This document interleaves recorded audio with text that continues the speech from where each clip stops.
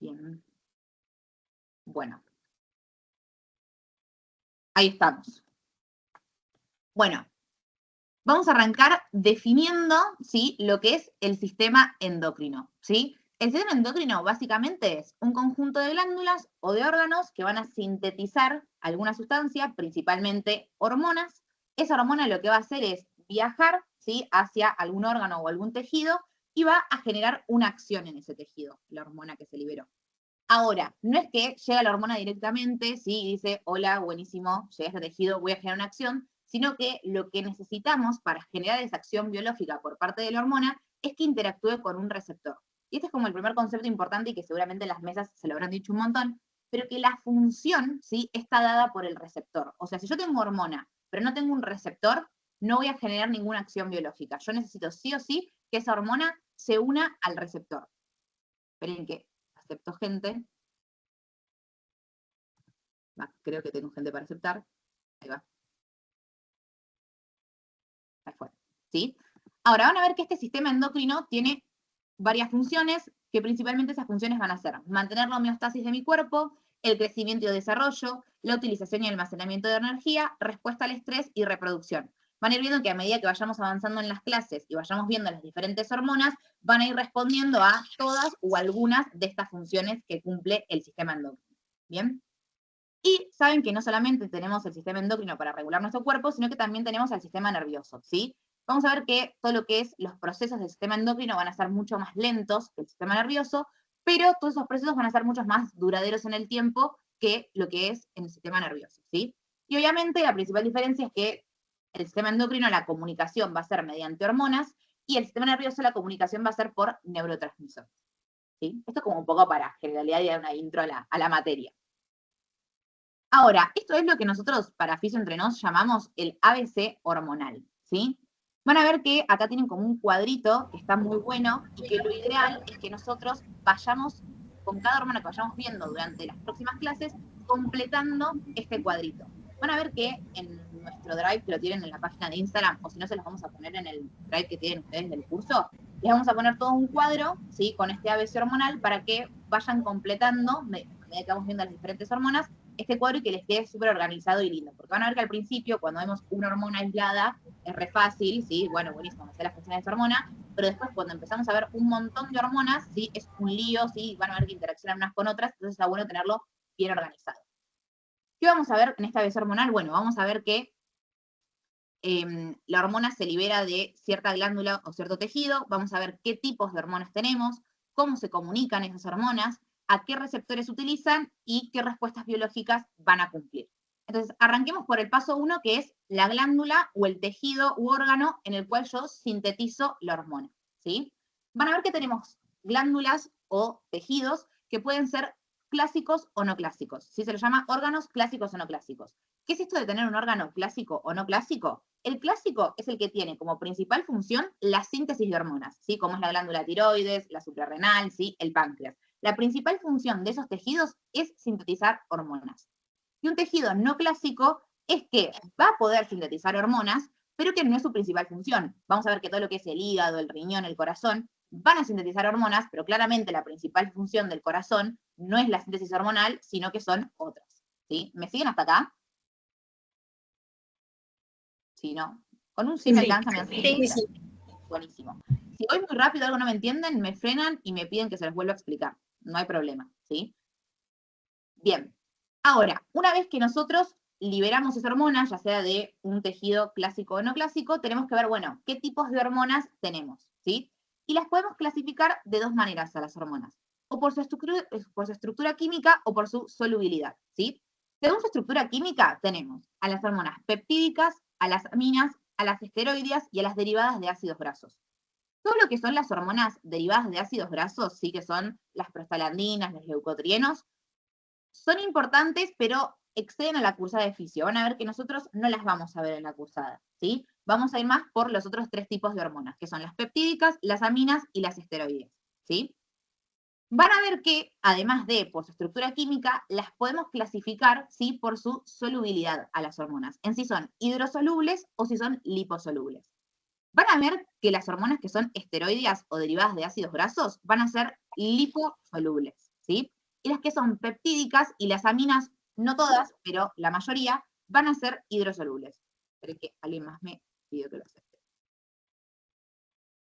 Ahí estamos. ¿Sí?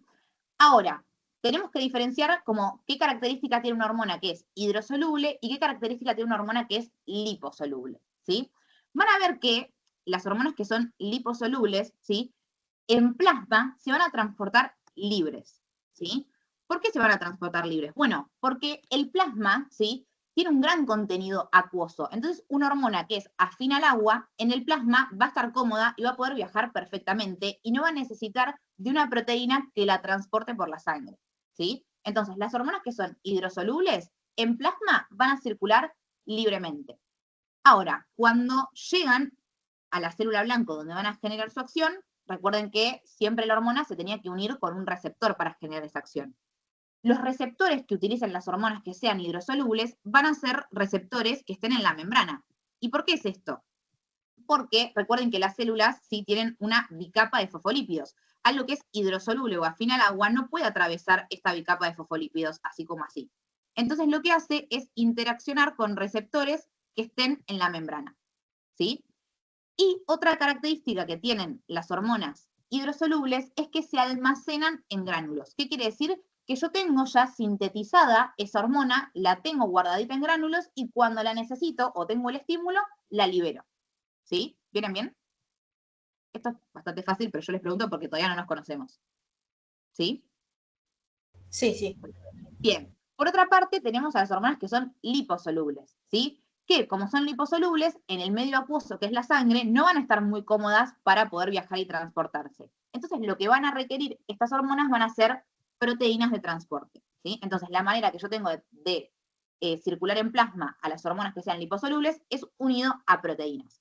Ahora, ¿qué va a pasar? Una hormona que es liposoluble, cuando llegue a la célula blanco, va a poder atravesar perfectamente y cómodamente esa bicapa de fosfolípidos y va a poder interactuar con receptores que estén en el interior de la célula, ¿sí? Por eso, por regla general, las hormonas que son liposolubles, ¿sí? Van a utilizar receptores que sean intracelulares. Y como última característica es que estas hormonas liposolubles no se almacenan.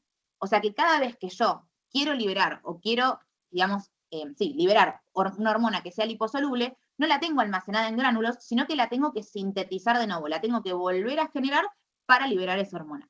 ¿Sí? ¿Quedó? ¿Esto? Sí, sí. Entonces ahora vamos a resolver algunos choice. ¿Sí? Me dice, ¿cuál de estas hormonas, aunque son hormonas proteicas, necesitan proteínas de transporte? Las hormonas proteicas, ¿qué eran? ¿Hidrosolubles o liposolubles? Hidrosolubles, perfecto. Si son hidrosolubles, ¿cómo van a viajar en plasma? Libre. Libre, o sea, por regla general viajan libre. Pero acá me dice que, a pesar de que son hormonas proteicas y que nosotros sabemos que son hormonas hidrosolubles, necesitan una proteína de transporte. Como saben, en medicina no todo es blanco y negro y siempre hay como excepciones a la regla, ¿sí? Hay ciertas hormonas que a pesar de ser hidrosolubles, proteicas, sí van a necesitar una proteína de transporte. ¿Saben cuáles son esas hormonas? Tiroides. Sí. Acá me dicen tiroides. ¿Qué me dijo? ¿Alguien más me habló? La TSH. Bien, ¿qué pasa? Primero, yo sé que ustedes vieron tiroides cuando el jueves, ¿sí? Por un lado, acá, si hablamos de TSH, esa TSH es un factor que se libera por parte de la hipófisis, ¿sí? Los factores que se liberan de la hipófisis, por lo general, son proteicos y van a viajar, digamos, libres en plasma. Cuando ustedes me hablan de hormonas tiroideas, me están hablando de T3 y de T4, ¿sí? Lo que va a pasar con el concepto de hidrosolubilidad o liposolubilidad en las hormonas tiroideas es un tema particular que lo vamos a ver la clase que viene y no me voy a meter en eso, ¿sí? Porque es como medio border la situación. Son como medio anfipáticas las hormonas tiroideas. Por un lado, o sea, según el libro, son hidrosolubles, pero vamos a ver que tienen comportamientos como si fueran lipo y comportamientos como si fueran hidro. Eso lo vamos a ver, creo que el próximo sábado tenemos la clase aquí. Pero no, en este caso, sí, la TSH no va a utilizar una proteína de transporte para viajar en plasma. ¿Alguien se le ocurre otra hormona, sabe, que no sean las tiroides? ¿Otra excepción a la regla? Bien, el dato acá que quiero que se lleven es que las que son proteicas, pero que a pesar de ser proteicas hidrosolubles, necesitan una proteína de transporte son la GH y la IGF-1. ¿Sí? La GH es la hormona de crecimiento y la IGF-1 es el factor insulinosímil. No se preocupen porque vamos a tener una clase específica de GH e IGF-1, pero sí ya sépanse esta excepción a la regla. ¿Sí? Más adelante vamos a ver el por qué. ¿Quedó, entonces? Sí, ¿no? Sí, ¿no? Sí. Bien. Ustedes con que me digan sí, porque yo no los veo. Sé que estoy ahí, sé que estoy en vivo y que estamos todos bien, ¿sí? Me dice, ¿cuál de estas hormonas son esteroides? Yo sé que acá ustedes es como medio lío porque es como que me pone un montón de lista de hormonas y capaz todavía no las vimos. Quédense tranquilos porque a medida que van avanzando las clases vamos a ir viendo las hormonas y van a saber qué son, pero bueno, como estamos hablando de generalidades no podemos dejar de nombrarlas, ¿sí? Pero bueno, la GH, que la vimos recién, ¿qué tipo de hormona era? Proteica, amina, esteroidea. Proteica. Proteica. Entonces yo ya sé que la GH la descarto porque es una hormona proteica y no es esteroidea. La aldosterona, ¿saben quién la sintetiza? Capaz de histo, ¿se lo acuerdan?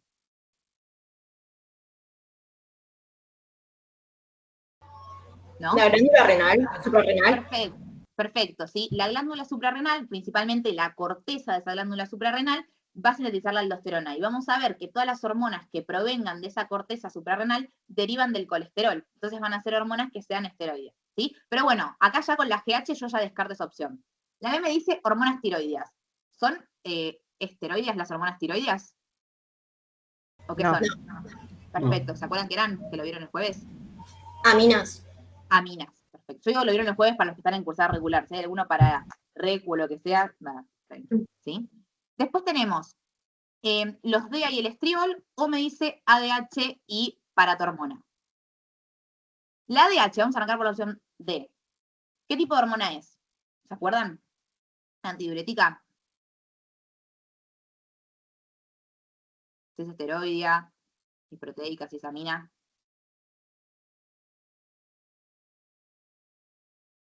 Nadie arriesga. Bien, la ADH van a ver que es proteica, ¿sí? Si es proteica, ¿qué es? ¿Hidrosoluble o lipo? Hidrosoluble, ¿sí? Para ver que, por lo general, la mayoría de las hormonas son proteicas, ¿sí? De las aminas vamos a tener nada más a las tiroides y a la adrenalina y noradrenalina, y después las esteroides van a ser todo lo que provenga del colesterol y las hormonas sexuales, ¿sí? Pero el resto, por lo general, son proteicas, ¿sí? Lo mismo que la paratormona. No se preocupen, como les digo, porque las vamos a ver.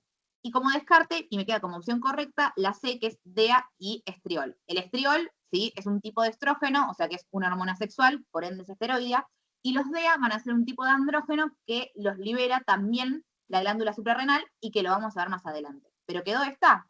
¿Entendieron? Sí. Sí. Me dice, ¿cuál es el ABC de las hormonas esteroideas? ¿Sí? Si eran esteroideas, ¿eran lipo o hidrosolubles? Liposolubles, perfecto. Entonces, vamos a arrancar a analizar cada opción. Me dice que las hormonas esteroideas se transportan unidas a proteínas. ¿Qué piensan de eso? ¿Está bien o está mal? Está bien. Está bien, perfecto. Me dice, ¿se almacenan en gránulos? No. No, perfecto. ¿Cuáles se almacenaban en gránulos? Las Las hidrosolubles. proteicas. Perfecto, las hidrosolubles, ¿sí? Excelente. Entonces ya con eso yo ya descarto, ni leo los ejemplos, ¿sí? La B me dice, son liposolubles y se sintetizan de nuevo a partir del colesterol. ¿Qué piensan? ¿Las esteroides son liposolubles y se sintetizan de nuevo?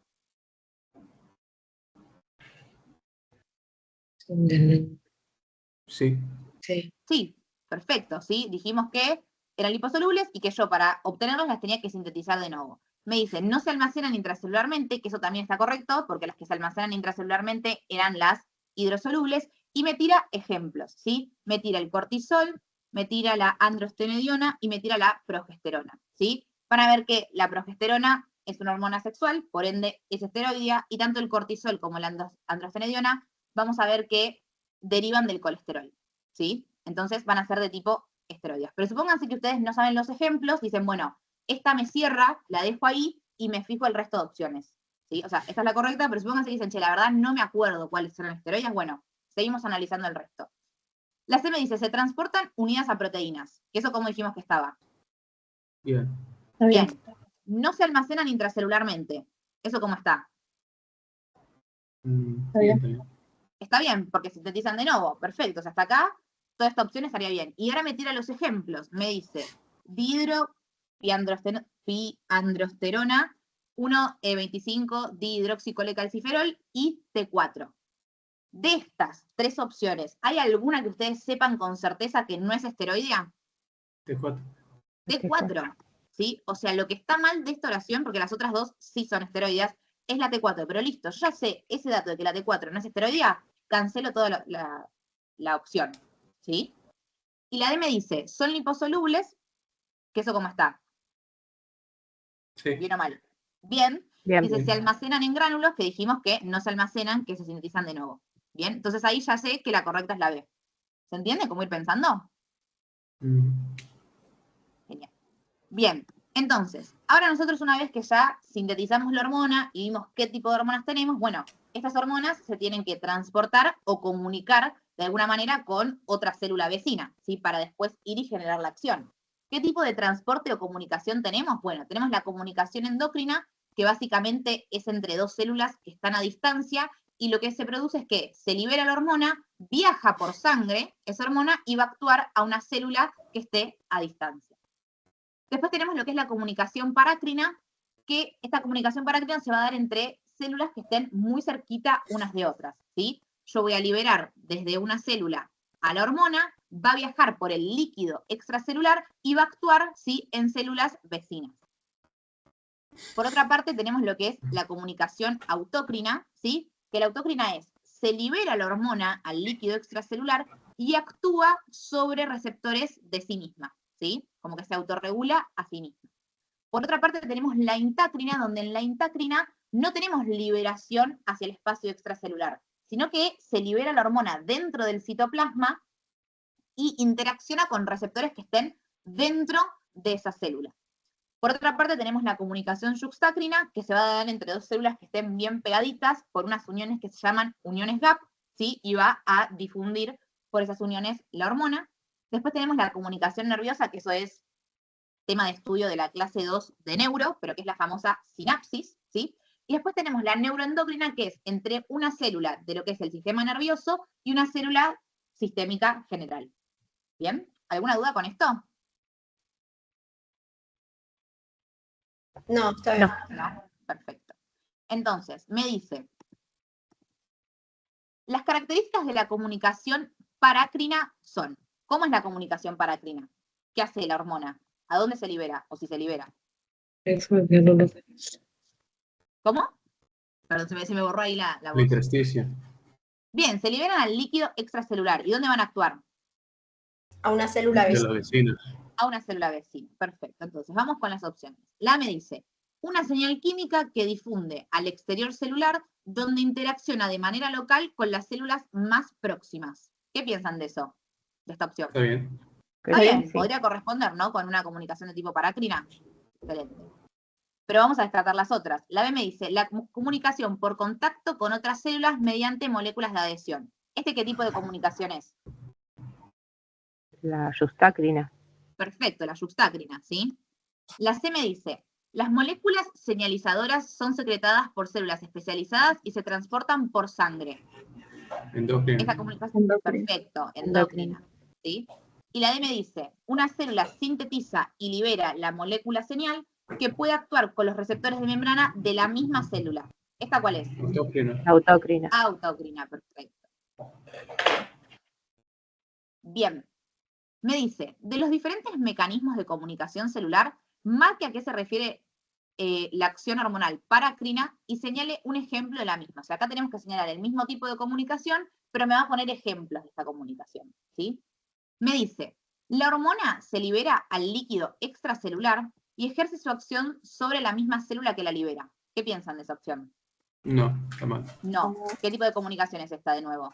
La Autócrino. autócrina. Autocrina, bárbaro. La B me dice, la hormona es liberada al torrente sanguíneo. ¿Se libera al torrente sanguíneo? Endócrino. No. Endocrina, perfecto. La C me dice, no hay liberación hormonal. Cuando no hay liberación, ¿qué tipo de comunicación es? Intráquina. Intácrina, perfecto. Y la D me dice, la hormona es liberada al líquido extracelular y actúa sobre una célula diana vecina, por ejemplo, la somatostatina en los islotes pancreáticos. Por descarte es esto, ¿sí? La definición está perfecta, y lo que más me interesa, y por eso puse esta pregunta, es que como ejemplo acá les da el páncreas, ¿sí? Si se acuerdan de esto, las células del islote estaban como muy juntitas unas con otras, ¿sí? Y van a ver que el páncreas, principalmente el islote de Langerhans, es un gran ejemplo de comunicación paráclina. Cuando tengamos la clase de páncreas, vamos a ver cómo esas células y esas hormonas que se liberan se van regulando entre sí. Así que quiero que, como ejemplo de comunicación paráclina, les quede importante el páncreas. ¿Bien? Me dice, de los mecanismos de comunicación celular, se encuentra el autócrino. Marque su función y un ejemplo. ¿Cómo era el autócrino? Hacia grandes rasgos. Libera al líquido extracelular y actúa sobre sí misma. Excelente. Bien, entonces ahora vamos con las opciones. La me dice, impacto de una hormona sobre la célula que la produce. ¿Cómo está eso? Toda esta primera parte. Bien. Bien, podría ser o no. Me dice, ¿cómo ocurre en las células lactotropas y la producción de hormona lactógeno placentaria? ¿Acá qué pasa? Me tira, la hormona lactógeno placentaria, la vamos a ver en embarazo, es una hormona que produce la placenta. Me relaciona como dos células distintas. Me relaciona una célula lactotropa que está en la hipófisis y que produce prolactina, con una célula tipo, que produce otra hormona que es la lactógeno placentaria que va a estar en la placenta en un momento determinado, ¿sí? Entonces, ¿a ustedes les parece que esto puede ser un ejemplo de comunicación autócrina? ¿O no me debería describir como que actúa sobre sí misma esta regulación? ¿Qué piensan?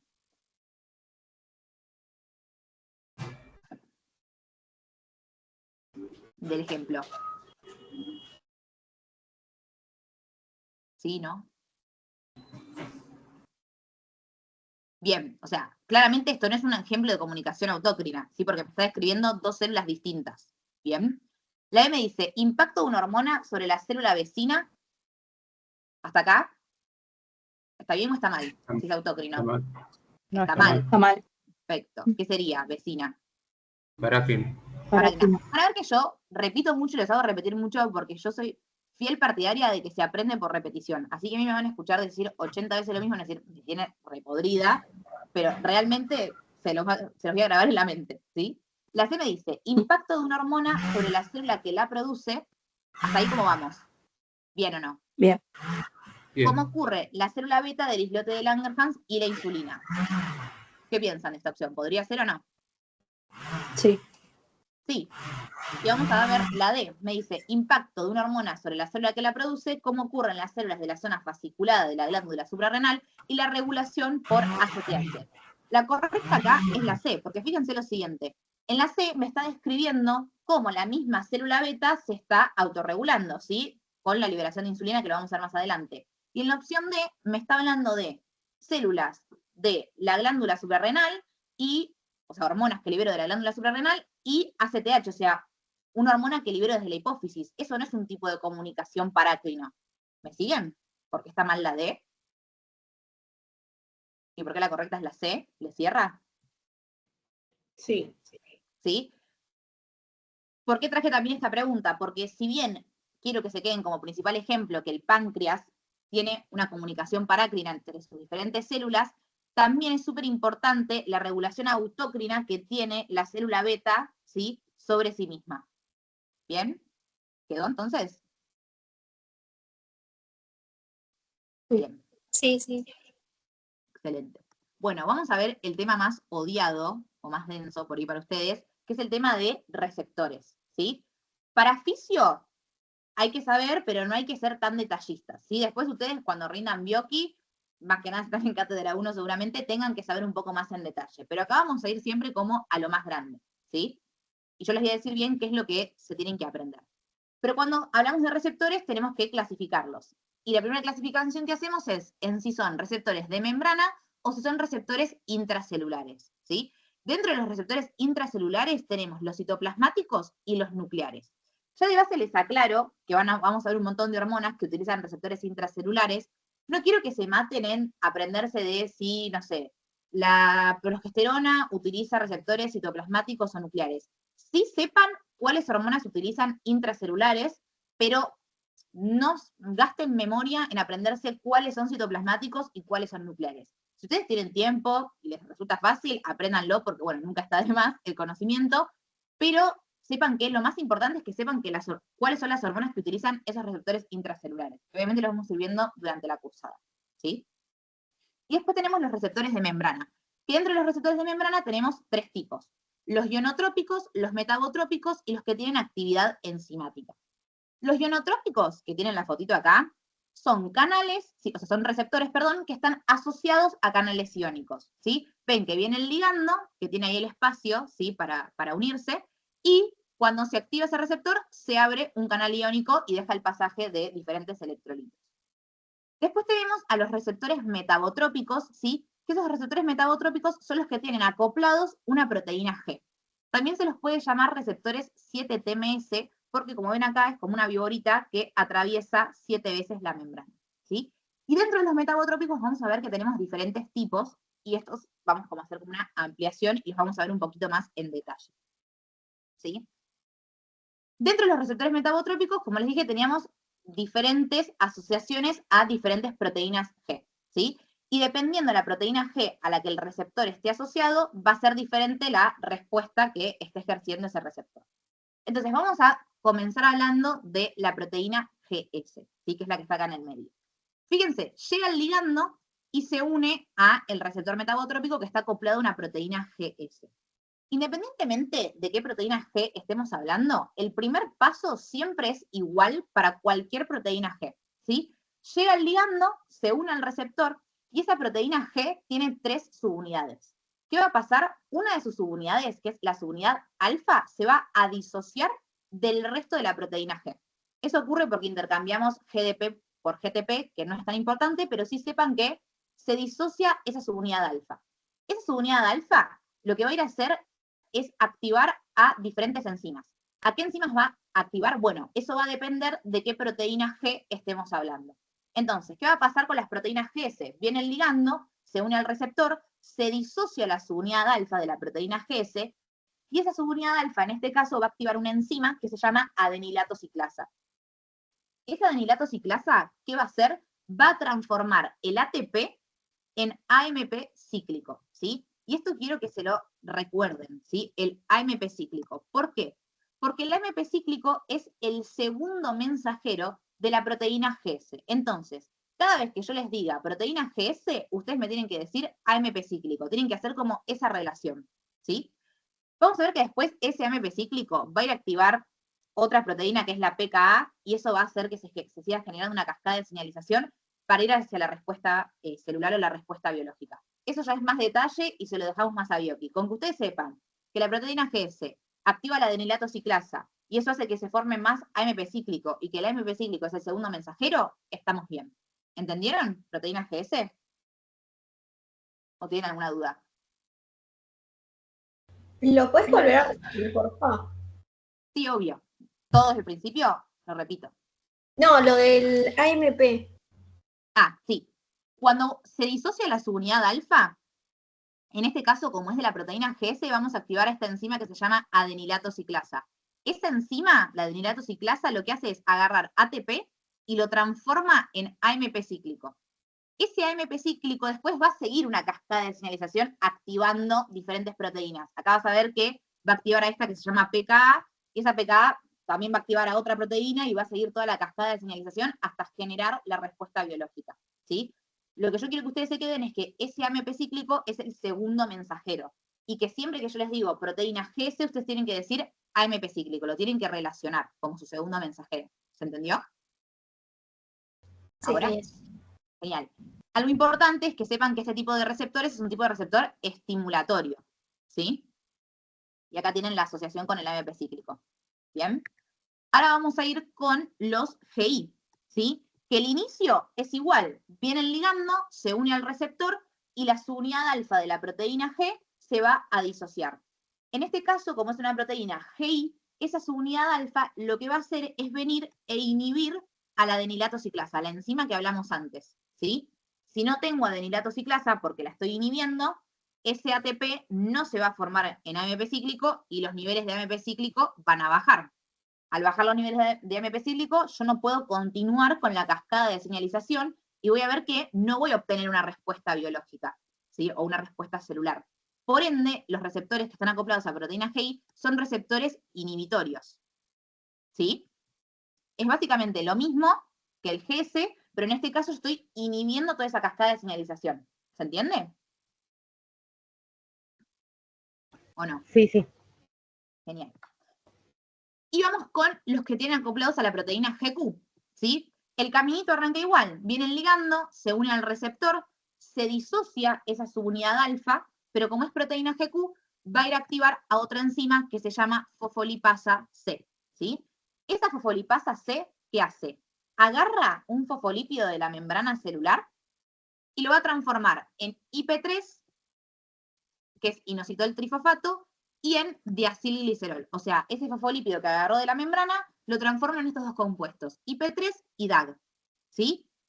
Vamos a ver que por un lado, ese IP3 lo que va a hacer es ir hacia el retículo sarcoplásmico y va a promover la liberación de calcio, ¿sí?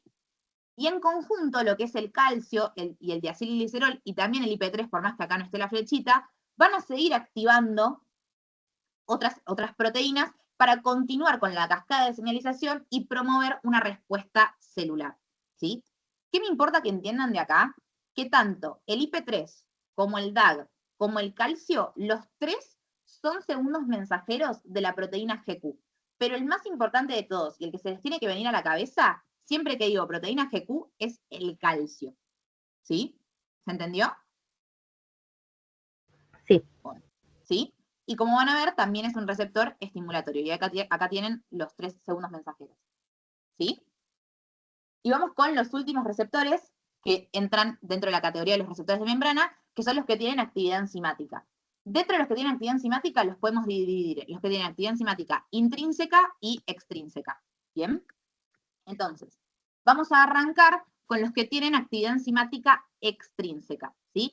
Estos receptores con actividad enzimática extrínseca los pueden encontrar con el nombre de JAK-STAT o con el nombre de receptores de la familia de las citoquinas. Anótense como esos 3 nombres, que es lo mismo, me refiero a lo mismo. JAK-STAT, actividad enzimática extrínseca o receptores de la familia de las citoquinas. ¿Sí? Se los digo porque les aparece en algún lado.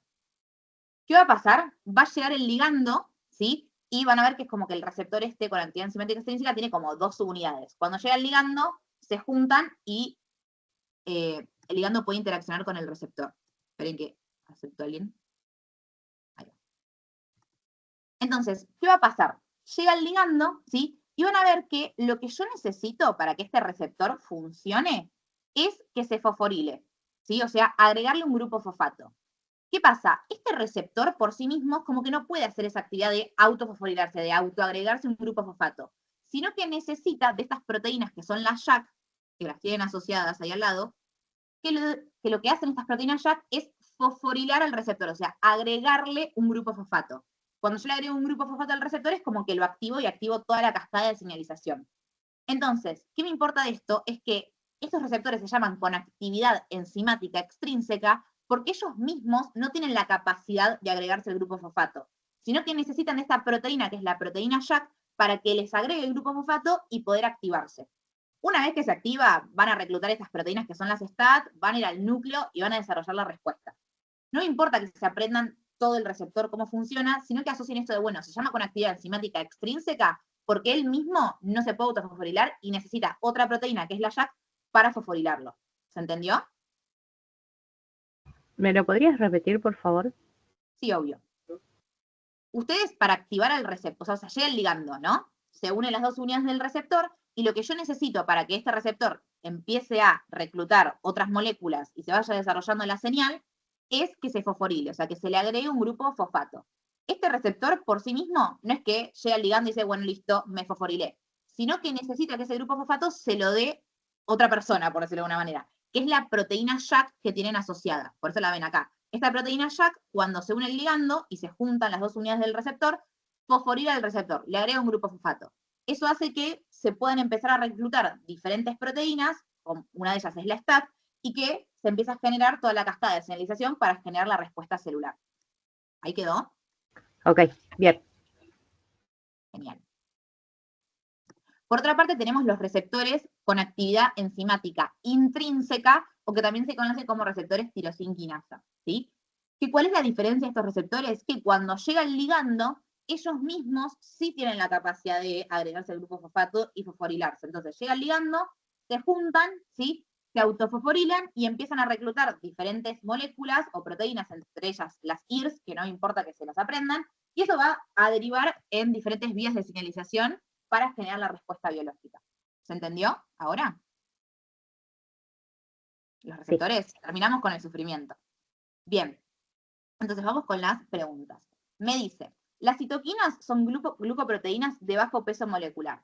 ¿A qué tipo de receptor se unen para ejecutar sus funciones? ¿Qué dijimos? ¿Qué receptor les dije que era, que lo podíamos conocer como la familia de las citoquinas? ¿Cuál de todos los que vimos?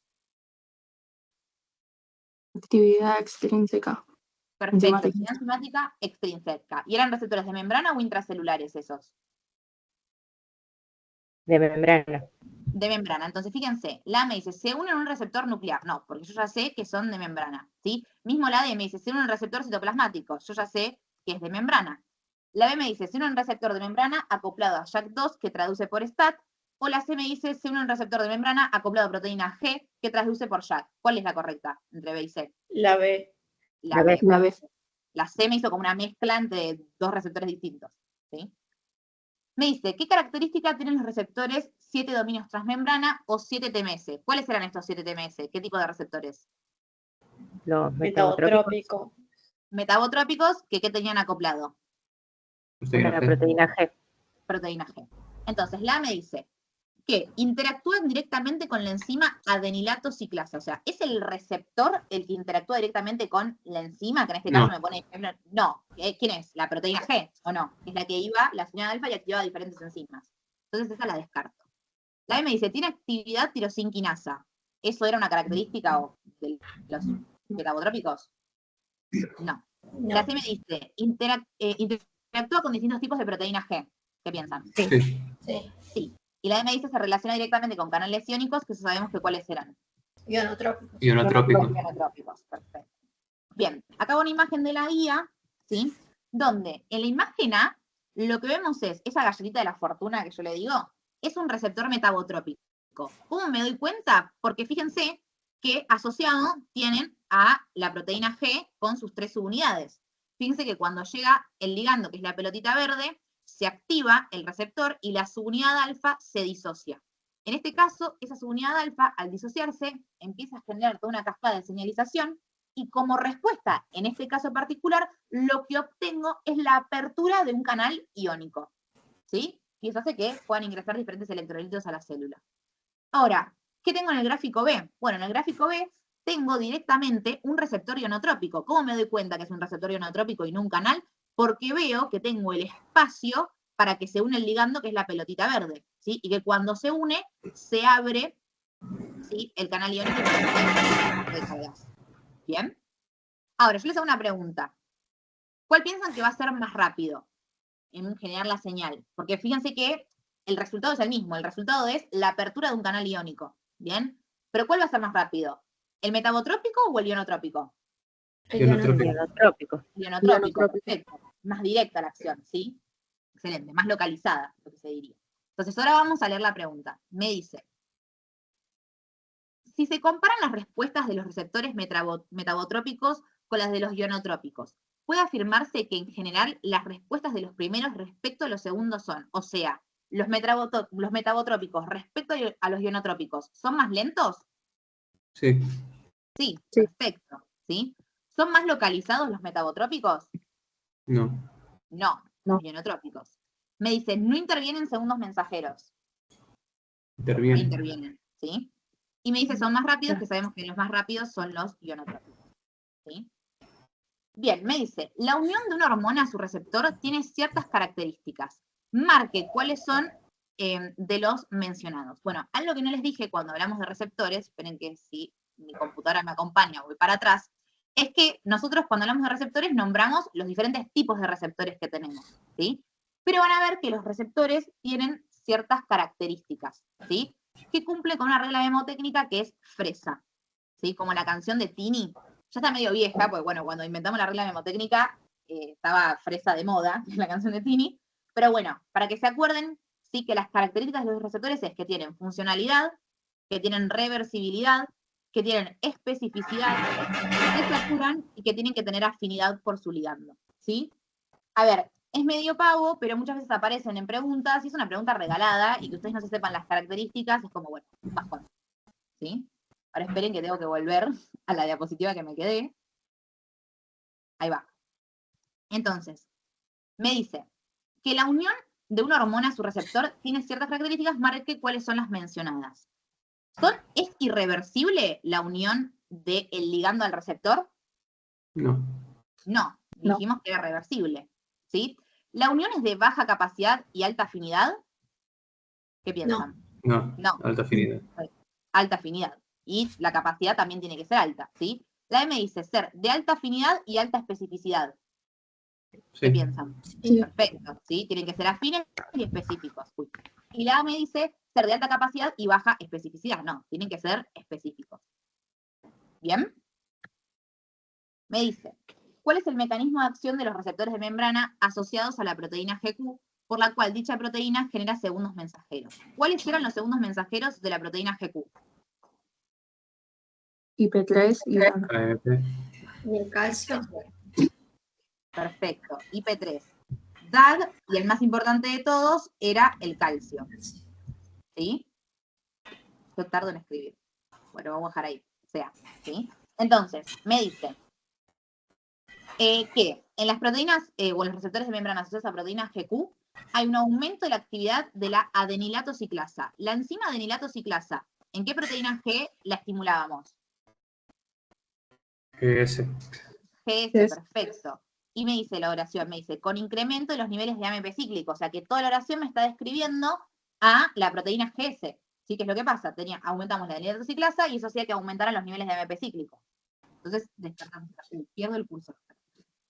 La M me dice, aumento de la actividad de la fosfolipasa C. ¿Eso pasaba en los receptores GQ? ¿Que aumentaba esa enzima? Sí. La fosfolipasa C. Perfecto. O sea que esto está bien. Y me dice, y de la adenilato ciclasa. ¿Eso cómo está? Mal.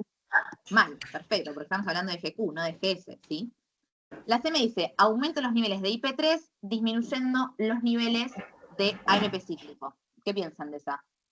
¿Aumentan los niveles de IP3 en GQ? Sí. Sí, Sí, perfecto. Pero la pero no disminución, disminuye. ¿en qué proteínas que disminuyen los niveles de AMP cíclico? En GI. Sí. Perfecto, ahí, entonces esta parte de la oración está mal, ¿sí? La D me dice, aumento de la actividad de la fosfolipasa C e incremento de los niveles de DAG, ¿sí? Por descarte esa es la correcta, pero a todos le cierra, ¿o no? Sí. Me dice, ¿cuál de estas afirmaciones determina una mayor respuesta biológica de una hormona? Que acá hay algo que no charlamos, pero vieron que cuando hablamos de que había esa excepción a la regla de hormonas que eran hidrosolubles, pero que tenían unión a una proteína de transporte, bueno, que eran las GH-LIGF1. Bien, ¿por qué las GH-LIGF1 se unen a una proteína de transporte y en plasma pueden viajar tranquilamente? Bueno, porque la proteína de transporte no solamente tiene como función, ¿sí?, el transportar una hormona, ¿sí?, para que llegue a su célula blanco, sino que cuando la hormona está unida a la proteína de transporte, esa hormona va a estar inactiva, ¿sí? Al estar inactiva, yo no la puedo utilizar. Yo para utilizar una hormona tiene que estar libre, se tiene que disociar de esa proteína de transporte, ¿sí?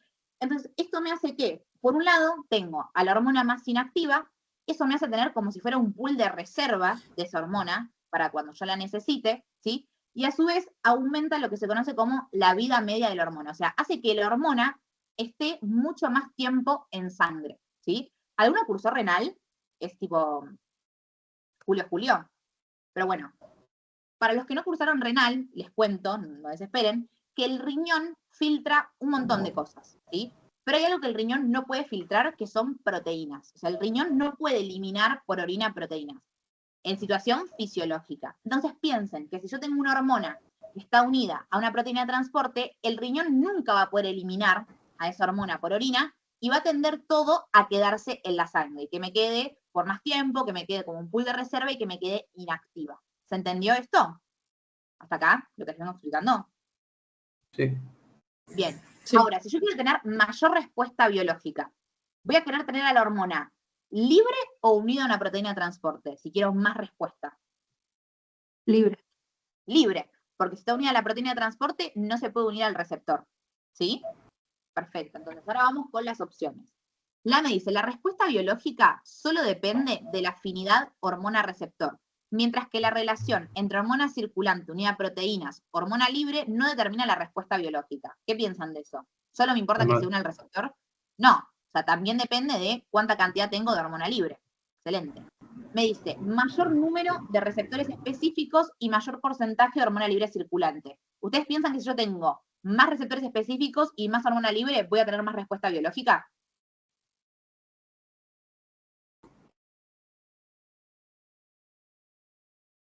Sí. Sí, Sí. tengo un montón de receptores específicos para esa hormona y la hormona la tengo libre. Claramente voy a generar mayor respuesta biológica. Vamos con la C. Me dice mayor número de receptores específicos y menor porcentaje de hormona circulante unida a proteínas. ¿Sí? Esto está bien, pero yo necesito más proteína libre, ¿sí? No unida a una proteína de transporte. Y la D me dice, la respuesta biológica depende solamente de la vida media de la hormona. No, la respuesta biológica depende de cuánto tengo libre, si es afín o no ese receptor, ¿sí? No solamente de la vida media. Vida media es un concepto muy de fármaco, que, nada, no se hagan mucho la cabeza con esto, pero básicamente la vida media de una hormona es cuánto tiempo tarda esa hormona, o ese ligando, en reducir su concentración a la mitad. ¿Qué quiere decir esto? Supónganse que yo tengo 100 gramos de insulina en sangre, y me dicen que la vida media de la insulina es de 10 minutos. Bueno, ¿qué va a pasar? Que yo a los 10 minutos, en vez de tener 100 de insulina, paso a tener 50. ¿Sí? Eso es la vida media de una hormona. Cuanto más vida media tenga esa hormona, quiere decir que está más tiempo, ¿sí? No es lo mismo una vida media de 1 hora, que va a reducir su concentración a la mitad en 1 hora, que una vida media de 15 minutos, y que va a tardar 15 minutos en reducir su concentración a la mitad. ¿Sí? ¿Se entendió esto? Sí. ¿Sí?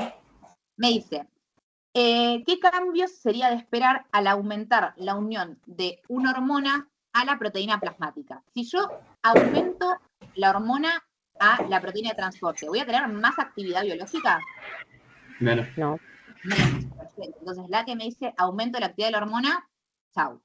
La B me dice aumento en el aclaramiento de plasma de la hormona.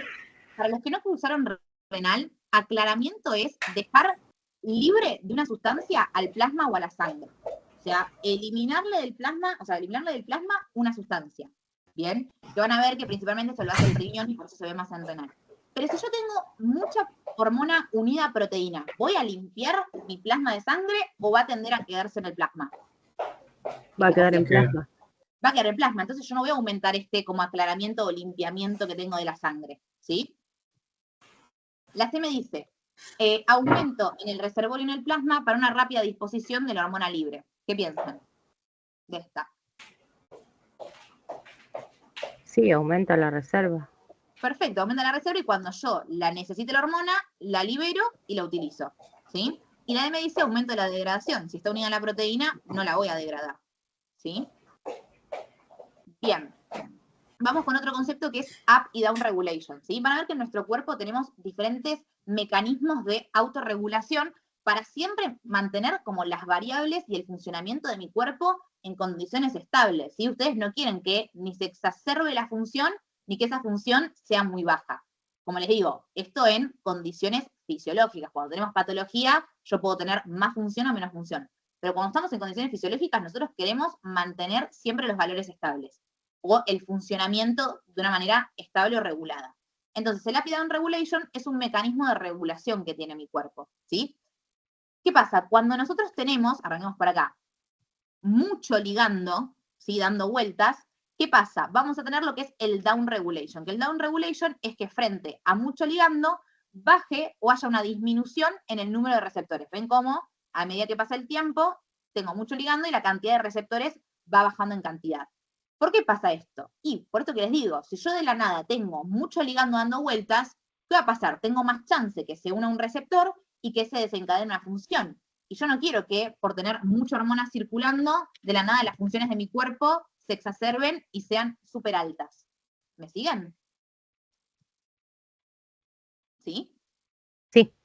Sí. Ahora, lo contrario pasa en el upregulation. ¿Qué pasa en el upregulation? Cuando yo tengo muy poca cantidad de ligando, ¿qué hago? Aumento la expresión de esos receptores. ¿Para qué? Para que el poco ligando que tengo dando vueltas, me pasan las diapositivas, para que el poco ligando que tengo dando vueltas, ¿sí?, se pueda unir más fácilmente a un receptor y que yo no tenga menor función, que trate de mantener una función estable a pesar de tener poco ligando circulando, ¿sí?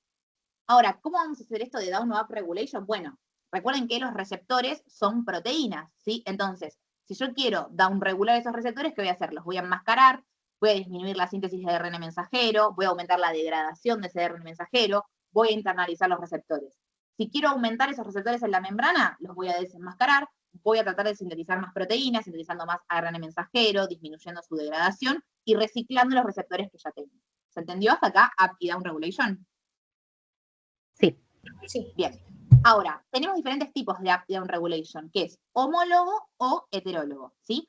Homólogo, como les dice acá, es cuando un ligando, cuando una hormona hace up o down regulation de sus propios receptores. Ejemplo, yo soy una hormona tiroidea o soy la insulina y voy a aumentar o disminuir mis propios receptores, o sea, los receptores que sean para insulina, ¿sí? O que sean para hormona tiroidea, pero los que son para mí, ¿sí? Ahora, heterólogo es cuando un ligando hace up o down regulation de receptores de otro ligando, que el ejemplo seguramente conocen, el más conocido y que se lo tienen que resaber, y lo vamos a ver la clase que viene, es el de tiroides. Si yo tengo una hormona que aumenta o baja la cantidad de receptores para otra hormona. Las hormonas tiroides, ¿qué hacen? Van al corazón y aumentan la cantidad de receptores que tengo para noradrenalina. O sea, no son sus receptores, no son receptores para hormonas tiroides, son receptores para adrenalina. ¿Sí? ¿Se entendió eso? Sí. Genial. Entonces me dice, los siguientes eventos pasan durante un down regulation excepto. ¿Sí? En un down regulation, ¿yo voy a aumentar la degradación de receptores?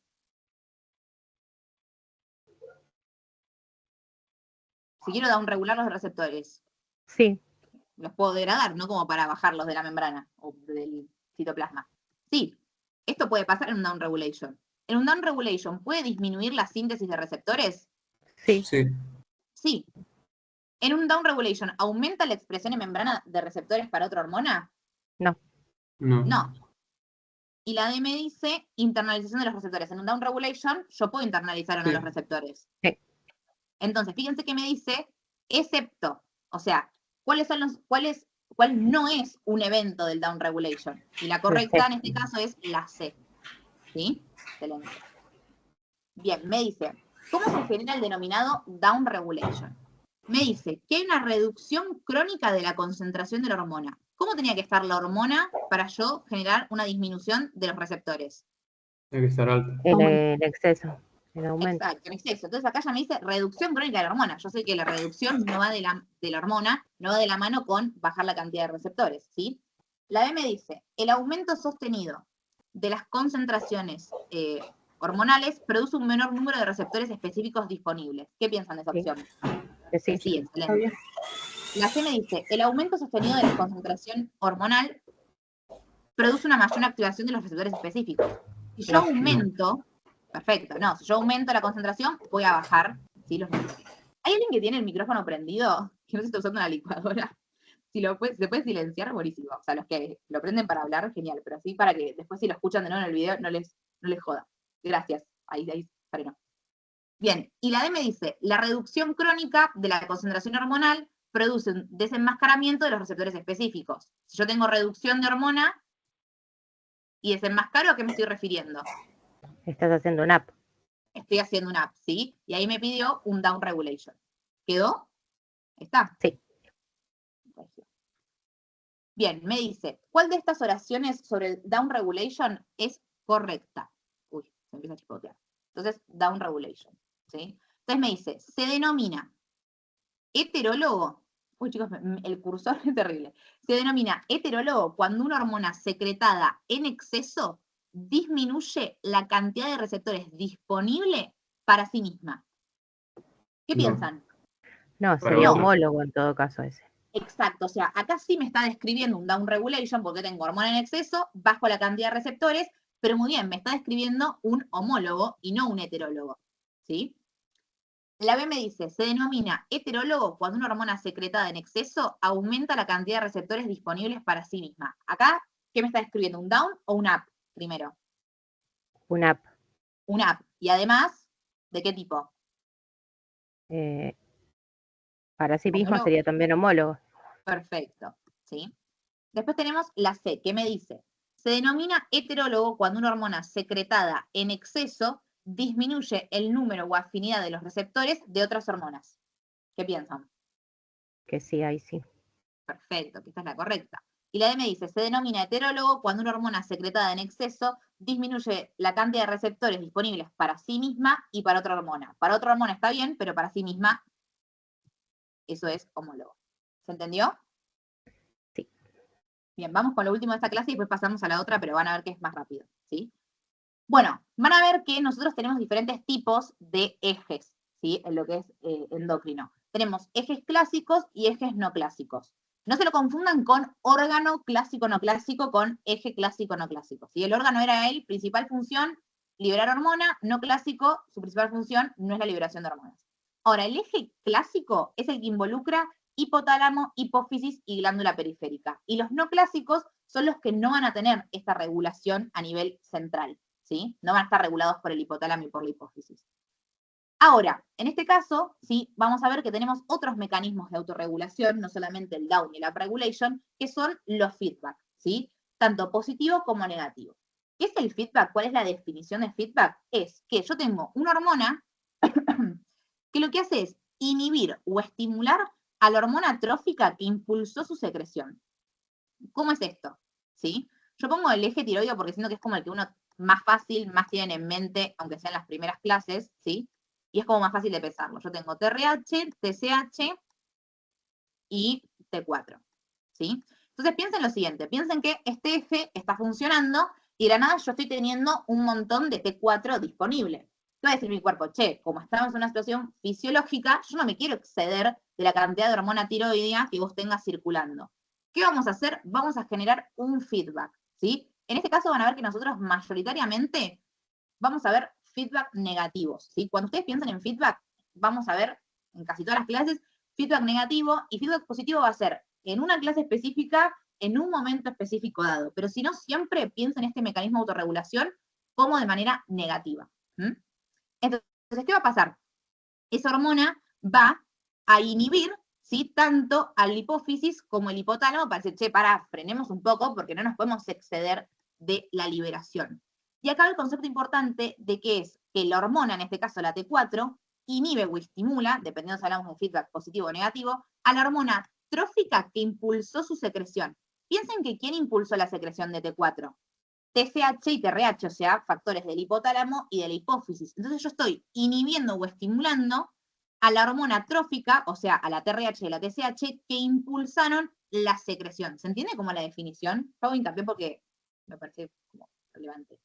¿Pero se entiende? Porque esa es la definición de feedback. ¿O alguien se perdió? Está quemado. No, sí, se entendió. Perfecto. ¿Sí? Entonces, vamos a ver que tenemos diferentes tipos de feedback. ¿Sí? Vamos a tener feedback largo, corto y ultracorto.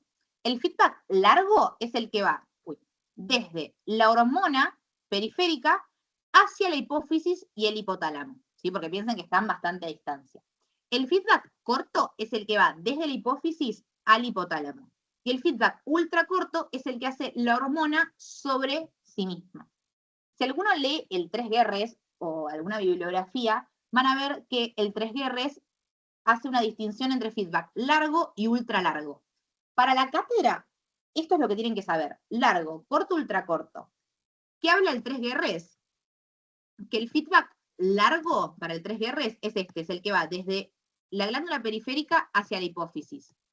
Y el ultra largo es el que va desde la glándula periférica hacia el hipotálamo, ¿sí? Pero nosotros ultra largo y largo lo tomamos como uno. Lo englobamos todo en largo. Largo es desde la hormona periférica hacia la hipófisis y el hipotálamo. ¿Quedó? Ok. Eso por las dudas, posible, para que vean que no les mentimos. Entonces, Te hago me una dice, consulta. sí, ¿Siempre las hormonas tróficas van a ser las hipotalámicas y las hipofisarias? sí, porque vamos a Ok. ver que lo que tiene que ver con el trofismo, ¿sí? Principalmente de la hipófisis, ahora lo voy a hablar más adelante, pero todo lo que provenga de la hipófisis, cualquier factor que vos liberes de la hipófisis hacia la glándula periférica, va a generar trofismo, que lo traducimos como agrandamiento de la glándula, ¿sí? Ok, Son todas perfecto. las hormonas que vengan de la hipófisis, por ejemplo, a la glándula tiroides, si yo empiezo a liberar mucha TSH, la voy a agrandar. Por eso se le dice hormona trófica que impulsa su secreción, Ok, gracias. ¿sí? No, de no. Entonces me dice, se define como feedback positivo, amo que ponen positivo cuando hay uno solo, pero no importa, a la capacidad de una hormona para. Primero, el feedback, ¿es patológico o fisiológico? Fisiológico. Fisiológico. Entonces, fíjense, acá ya hay dos opciones que me dicen patológico, las descarto. Y va, si es feedback positivo, ¿a estimular fisiológicamente a la hormona trófica que impulsó su secreción o la va a inhibir? Estimular. Estimular. Estímulo. Estímulo. Perfecto. Bueno, terminamos con la primera clase. ¿Cómo vienen? Bien. ¿Bien? Bien. ¿Están todos vivos? Esperen que se me bugueó mi computadora. ¿Bien? Paguen que busco el otro power y les comparto. ¿Qué les viene pareciendo hasta ahora? Estas clases son como, van a ver que después esto mejora muchísimo, ¿sí? Pero si ya vienen bien y entienden la modalidad de cómo hacemos, les va a ir mucho mejor después. ¿Sí? Esperen, porque ustedes ahí no ven, ¿no? O sea, que no están viendo nada. No. Esperen, voy a hacer... No, todo negro. Bien, voy a dejar de compartir y voy a compartir nuevamente. Yo aparte hoy me olvidé de traerme, tenía un vasito de coca como para refrescar un poco. Y se me acabó. Ahí va. ¿Ahí ven el nuevo power? Sí. Buenísimo. Bueno, ya queda poco. Acá como un poco para oxigenar la mente. Ya deben estar cansados de escucharme hablar. Pero bueno, vamos. Si vienen bien, me alegro. Entonces, lo primero que vamos a hablar es de familia de hormonas. Que capaz ustedes al principio dicen, no, tipo, qué pesada con la familia de hormonas, qué me importa. Pero una vez que en endocrino, cuando nosotros agrupamos, es mucho más fácil estudiar, ¿sí? Como para tratar de esto que les decía, como de evitar o ayudar más que nada a la memoria, si ya sea razonando o agrupando conceptos para que sea más sencillo.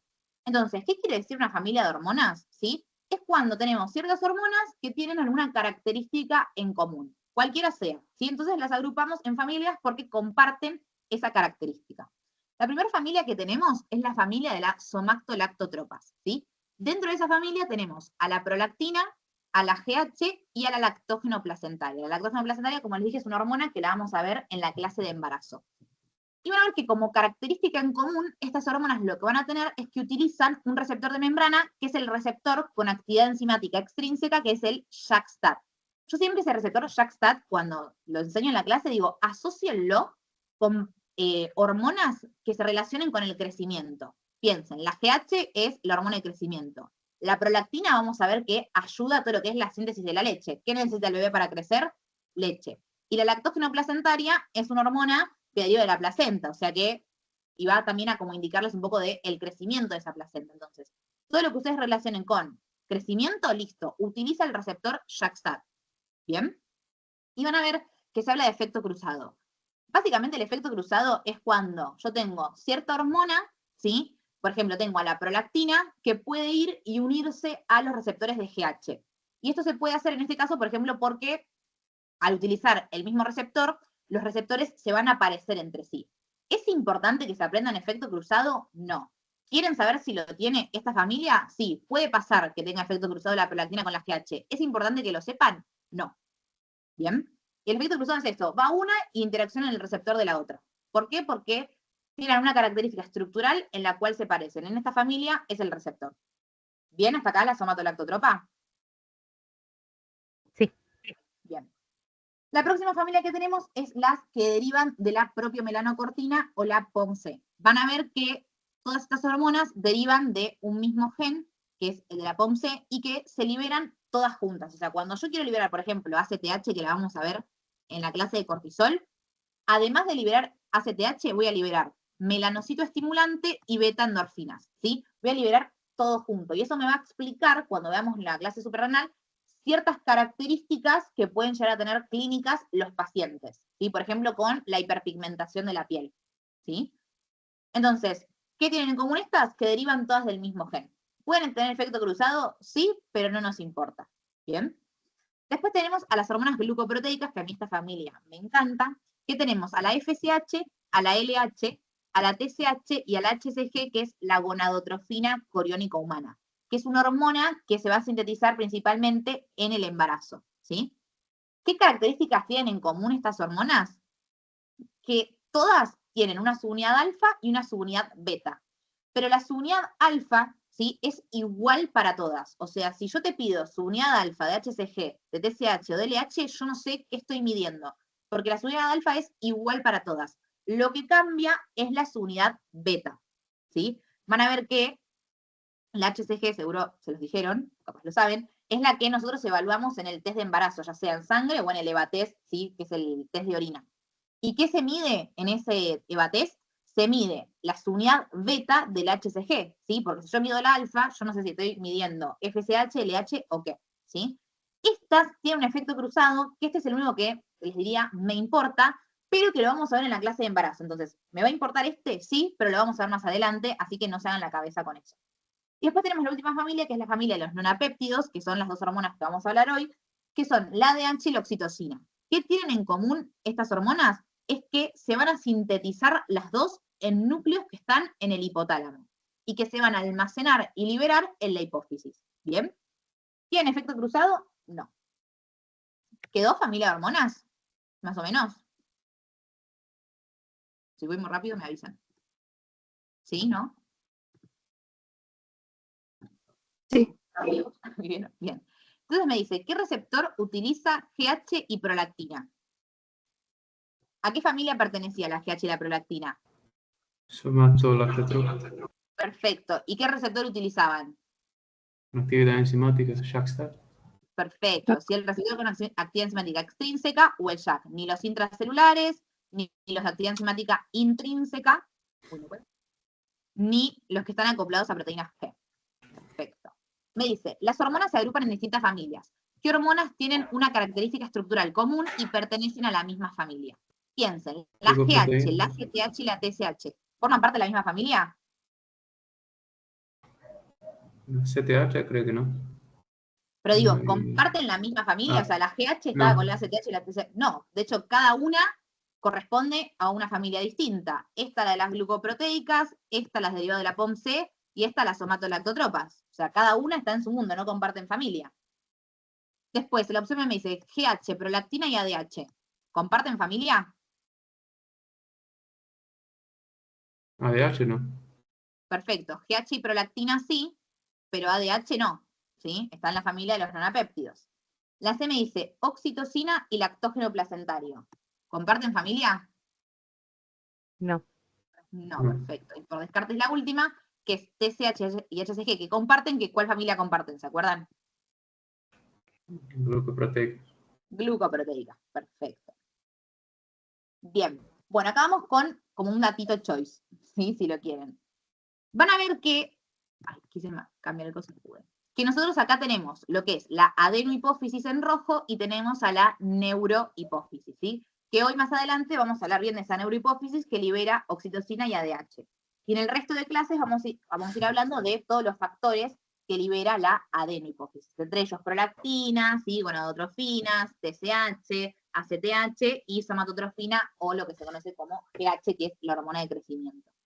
Ahora, ¿qué pasa? Van a ver que dentro de lo que es la adenohipófisis vamos a tener cierto predominio de ciertas células, ¿sí? Y vamos a ver que tenemos en mayor cantidad células lactotropas, que son las que producen prolactina, y células somatotropas, que son las que producen GH, ¿sí? Son las que están en mayor cantidad en la hipófisis. Y van a ver que, esto es un dato curioso, pero que al ser como lo que predomina, las células que más predominan o que tengo mayor cantidad en esa adenohipófisis, van a ver que los tumores de, digamos, hipófisis, los más frecuentes son los que sean de prolactina y de hormona de crecimiento. ¿Por qué? Porque tengo muchas más células para que muten. Eso es un redato que no lo tienen que saber, pero a mí me gustan mucho los datos curiosos, o los datos así como culturas médicas general, así que se los tiro, ¿sí? Pero el dato que quiero que se lleven es que las células lactotropas, que son las que producen prolactina, y las somatotropas, que son las que producen GH, son las que tengo más abundante en la hipófisis, ¿sí? Entonces, la me dice, las células corticotropas son las más abundantes de la hipófisis. ¿Qué les dije? ¿Que cuáles eran? Las lactotropas y las somatotropas. Perfecto, entonces yo sé que eso está mal, ¿sí? La M dice, las células somatotropas y lactotropas son las más abundantes en la hipófisis. Esto sabemos, está bien. La C me dice, la FSH y la LH se sintetizan de células gonadotropas diferentes. Van a ver que no, que las células gonadotropas son las que liberan gonadotrofinas y liberan las dos, ¿sí? Tanto FSH como LH, no son en células distintas. Y la D me dice, todas las células hipofisarias se encuentran en porcentajes iguales. Sabemos que no, que hay un predominio de las somatotropas y las lactotropas. ¿Se entendió esto? Sí. ¿Sí? Bien, antes de hacer esta pregunta, vamos a explicar acá. Bien, vamos a ver que nosotros tenemos el hipotálamo, ¿sí? Y la hipófisis. Y ese hipotálamo y esa hipófisis se tienen que comunicar de alguna manera para que la información o las hormonas del hipotálamo lleguen hacia la hipófisis, ¿sí?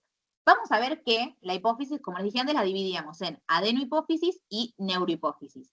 Entonces, para comunicar el hipotálamo con la adenohipófisis, lo vamos a hacer por sistema porta. ¿Bien? Ahora, para comunicar el hipotálamo con la neurohipófisis, lo vamos a hacer por prolongaciones axonales. ¿Sí? Anótense ese dato. Ahora, yo les hago una consulta. Supónganse que, nada, voy a dibujar el eje tiroideo, el hipotálamo tengo TRH, acá tengo TSH, y bueno, la glándula que acá no está, pero periférica, tengo T4. Y ustedes me quieren hacer a mí, estudiarme mi perfil tiroideo. Me quieren hacer un laboratorio y me dicen, bueno, te vamos a pedir hormonas para ver cómo están. ¿Ustedes me pueden pedir T4? ¿Pueden anotar en la receta, che, le vamos a pedir T4 a Meli? Sí. Sí. ¿Por qué? ¿Dónde va a estar la T4 circulando? En plasma unida. Perfecto, en sangre, va a estar ahí dando vueltas en la sangre, excelente. ¿Puedo pedir TSH? Bueno, anoto en la receta TSH. Sí. Sí, ¿por qué? ¿Quién libera esa TSH? La adenohipófisis. ¿Hacia dónde va a liberar? ¿De la adenohipófisis a dónde va? A la sangre, o sea que van a estar en sangre. ¿Puedo pedir TRH? Perdí el curso. No. No, ¿por qué? Porque va hasta hipófisis. Perfecto, porque si yo quiero medir TSH tengo que punzar acá, ¿se entiende? No la puedo evaluar en sangre. Entonces, nunca en la vida van a pedir o van a solicitar en un laboratorio, mismo si les aparece una pregunta choice, un factor que provenga del hipotálamo, porque es imposible y yo debería punzar ahí, y la verdad es que no se hace. ¿Bien? ¿Quedó? Entonces, Sí. eso. Entonces vamos con la pregunta. Me dice, la comunicación hipotálamo-hipófisis se compone por un sistema porta que comunica el hipotálamo con la neurohipófisis. ¿Qué opinan de la opción A? No. No, perfecto. ¿Cómo comunicábamos el hipotálamo Por con la las neuro? prolongaciones axonales. Perfecto, por las prolongaciones axonales. La B me dice, prolongaciones axonales de las neuronas hipotalámicas a la adenohipófisis. Acá me lo cambia, ¿sí? Las prolongaciones axonales, como ustedes bien me dijeron, no son al adeno, sino que son a la neuro. La C me dice, un sistema porta y prolongaciones neuronales que conectan con la neurohipófisis y la adenohipófisis respectivamente. O sea, ¿qué me dice acá? Que el sistema porta con la neurohipófisis y las prolongaciones neuronales con la adeno. ¿Les parece que eso está bien? No. Perfecto, está mal. Por descarte obviamente va a ser la última, pero siempre lean, aunque les quede por descarte, la opción que queda correcta. Ay, acá ¿por qué puse un circulito como que estaba bien? Ahí va. Me dice, un sistema porta y prolongaciones neuronales que conectan con la adenohipófisis y la neurohipófisis respectivamente. ¿Están todos de acuerdo? Sí. Genial. Sí. Entonces, pasamos a la próxima. Me dice, si se secciona el tallo hipofisario con alteraciones en la conexión vascular hipotálamo-hipófisis, ¿cuál sería la respuesta? O sea, lo que me pregunta acá es si yo de la nada corto esta comunicación. ¿Sí? ¿Qué va a pasar con las hormonas? Bueno, lo que vamos a ver si yo corto esa comunicación es que todas las hormonas van a disminuir, porque fíjense, por ejemplo, acá en el eje tiroideo, si yo de la nada corto esto, ¿voy a poder liberar hormonas por parte de la hipófisis si no tengo el estímulo de arriba del hipotálamo? No. No, porque en este caso, por ejemplo, en el eje tiroideo, la TRH estaba estimulando a la TSH, ¿o no? Entonces, todos los valores hormonales van a disminuir, salvo una hormona que va a aumentar, que es la prolactina, ¿sí? ¿Y por qué es esto? Esto de la TRH se lo olvidan porque lo vamos a ver en la clase de prolactina, pero van a ver que la regulación hipotálamo-hipófisis de la prolactina no es que yo tenga un factor hipotalámico que me estimula a la hipófisis a que libere prolactina, sino que el factor hipotalámico lo que está haciendo es inhibir la liberación de prolactina, que en este caso es la dopamina, ¿sí? El factor hipotalámico. Entonces piensen, si yo de la nada tengo una sección del tallo, corto la comunicación hipotálamo-hipófisis, ¿qué va a pasar con esa prolactina si ahora no está tan inhibida? Va a aumentar. Se va a Va a estimular. aumentar. Perfecto. Entonces, eso es como una pregunta súper clásica de fisio. ¿Qué pasa si se corta o pasa algo con el tallo o la conexión hipotálamo-hipófisis? Todas las hormonas van a disminuir, excepto la prolactina que va a aumentar. Entonces, eso es lo que me decía la pregunta. Vamos con las opciones. Me dice, aumento de prolactina y disminución de TSH y FSH. ¿Qué piensan? Que sí. Que sí, Ujú. perfecto.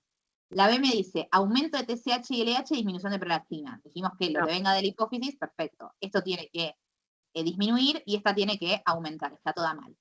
La C me dice, aumento de prolactina, TSH y LH. Prolactina sí, pero estas dos tienen que disminuir. Y acá me dice disminución de GH, TSH y prolactina. Está bien, disminuye GH y TSH, pero la prolactina tiene que aumentar. ¿Bien? Sí. Seguimos. Me dice, Mónica, de 53 años, sufre un traumatismo de cráneo que le genera daño del tallo hipotálamo-hipofisario.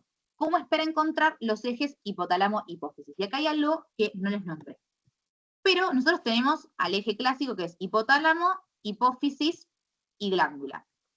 ¿Sí? ¿Qué pasa? Cuando yo tengo alguna afectación, me hacen las flechitas, en la glándula, eso se llama que el problema es primario, ¿sí? Ya sea que la glándula me libere en más o en menos, ¿sí? Si el problema está en la glándula, se llama primario. Si el problema está en la hipófisis, ya sea se libere en más o en menos la hormona, se lo llama que es secundario, ¿sí? Y si está en el hipotálamo, se llama terciario. Entonces, si tengo patología en la glándula, primario. Si tengo en la hipófisis, secundario. Si tengo en el hipotálamo, terciario. Ya sea que esté liberando más hormona o menos hormona. ¿Quedó eso? ¿Sí? Sí. Bien. ¿Qué va a pasar? Van a ver que para la práctica médica, muchas veces, o sea, ustedes para fisio tienen que saber esto. Hipófisis, glándula primario, hipófisis secundario, hipotálamo terciario. Pero que muchas veces, si hablan con algún médico clínico o que no es endocrino, es como que engloban al hipotálamo y a la hipófisis todo en secundario. ¿Sí? Esto se los tiro nada más como dato y para que sepan, pero tengan en cuenta que para fisio tomamos primario, secundario y terciario. ¿Bien? Entonces, ¿qué pasa? Fíjense que me dice que Mónica sufre un traumatismo que le genera un daño del tallo hipotálamo hipófisis. O sea, que de la nada Mónica tiene una lesión acá, a este nivel. ¿Sí? Me dice, ¿cómo espera encontrar los ejes hipotálamos hipofisarios? Si bien acá vamos a ver mucha patología que no vimos, se puede sacar igual. Piensen lo siguiente. Si a Mónica se le dañó el hipotálamo o la hipófisis, ¿puede tener una patología, en este caso primaria, que es el hipotiroidismo? ¿Va a ser primaria esa patología? ¿Puede tener una patología primaria, Mónica? No, no me importa si me dice hiper, de tiroides o de cualquier otro eje. Nunca va a poder ser primario ese problema porque la afectación estuvo arriba, ¿sí? Entonces, como me dice hipotiroidismo primario, lo cancelo, ¿sí? La B me dice hipotiroidismo secundario. ¿Puede tener alguna Secundaria, sí. afectación secundaria? Sí, perfecto. Sí. ¿Puede tener insuficiencia suprarrenal secundaria? ¿También o no? ¿Sí o no? Sí. ¿Y qué va a pasar con la prolactina en este caso si se cortó el tallo hipotálamo hipófisis? Va a estar aumentado. Aumenta. ¿Va a estar aumentado? O sea, ¿puede tener hiperprolactinemia, Mónica? Sí. Sí. O Sí. sea, que esta opción me cierra, pero vamos a descartar las otras. Me dice hipotiroidismo e insuficiencia suprarrenal primaria. Dijimos que primario era en dónde? No. En la glándula. La En la glándula. glándula. Chau. Me dice más hiperprolactinemia. ¿Va a poder tener hiperprolactinemia? Sí. Sí, Sí. pero ya descarté porque me decía primario. Y la E me dice hipotiroidismo secundario, que eso está bien, insuficiencia suprarrenal secundaria, que eso está bien, pero me dice hipoprolactinemia. No. Entonces, descarto. ¿Se entendió esto? Sí. Bien. Vamos con una más. Y me dice, Juan, un paciente que presenta un tumor originado en restos embrionarios y localizado en la región de la silla turca, puede presentar disfunción hipotalámica. ¿Qué alteraciones pueden presentar estos pacientes a causa de la disfunción del hipotálamo? Entonces, ¿qué le pasa a Juan? Tiene un tumor y hace que el tumor le esté comprimiendo núcleos en el hipotálamo y que claramente haya un problema seguramente de deficiencia de las hormonas que no se puedan liberar. ¿Bien? Entonces, arranquemos con las opciones. La primera opción me dice obesidad. Ahora les hablo de eso. Vamos con lo que sabemos. Me dice deficiencia hipofisaria múltiple. ¿Va a poder tener una disminución en los valores de la hipófisis, Juan, si el hipotálamo no le funciona bien? Sí. Sí, porque no le va a poder mandar ningún estímulo a nada. Perfecto. Me dice diabetes insípida central. Esto ahora lo vamos a ver, pero la diabetes insípida central me habla de si yo no tengo secreción de hormona antidiurética por parte de la neurohipófisis. ¿Puede pasar que Juan, si se le lesionó el hipotálamo, no esté liberando ADH a circulación? Si no, repito. La diabetes insípida la vamos a ver ahora, que es cuando yo no tengo hormona antidiurética o no me funcionan los receptores. Cuando me habla de central es que yo no estoy liberando hormona antidiurética. Y vamos a ver que esa antidiurética se libera por parte del hipotálamo. Bueno, se sintetiza en el hipotálamo y se libera por la hipófisis. ¿Piensan que Juan... Entonces, sí. Sí, puede Perfecto, tener sí. esa diabetes insípida. Y lo puede tener. ¿Y puede tener hiperprolactinemia? Sí. Perfecto, sí. Excelente. ¿Qué pasa con la obesidad? Van a ver que cuando veamos después las diferentes clases, en el hipotálamo vamos a encontrar un montón de centros que están relacionados con la saciedad, ¿sí? Y el hambre. Entonces puede pasar que, como tiene el tumor que está comprimiendo estructuras en el hipotálamo, pueda tener alguna alteración con su alimentación que lo derive en obesidad. Sí, entonces esta es la correcta, pero vamos a descartar el... Puede tener que ver con hipotiroidismo también, ¿no? ¿Cómo? La obesidad puede estar relacionada a hipotiroidismo. Sí, puede estar relacionada, o sea, puede estar relacionada a un montón de cosas en el caso de que no le funcione el hipotálamo. Puede pasar que también tenga un hipotiroidismo y que eso haga que, nada, su metabolismo basal esté más lento y contribuya al aumento de peso, a su vez de que también pueden estar afectados estos centros del hipotálamo que les digo que regulan como nuestra ingesta. Pero sí, está perfecto. ¿Sí? La B me dice, deficiencia hipofisaria múltiple, que eso dijimos que podía ser. ¿Puede tener hipoprolactinemia? No. No, va a tener hiper. La C me dice, deficiencia hipofisaria múltiple, que eso está bien, hiperprolactinemia, que eso está bien, pero me dice sin cambios en la conducta alimentaria. La realidad es que si yo tengo un tumor que me está comprimiendo ahí los centros de la ingesta o la saciedad, seguramente vaya a tener cambios en la conducta alimentaria. El hipotálamo hace, o sea, tiene más acciones que solo la liberación de estas hormonas, ¿sí? Y la D me dice, deficiencia hipofisaria múltiple, que eso está bien. La diabetes insípida periférica, ahora la vemos, pero ¿puede tener hipoprolactinemia? No. No, ya por eso lo descarto. ¿Quedó? Vamos con el último tema. Somos libres. ¿Vienen bien? Sí. Bien. Todo bien. Vamos a arrancar a ver hormonas, por primera vez en la vida, ¿sí? Y la primera va a ser la ADH y la oxitocina. O sea, vamos a hablar principalmente de la neurohipófisis. Vamos a hacer mucho más hincapié en lo que es la ADH. A mí siempre me gusta arrancar haciendo como el ABC hormonal.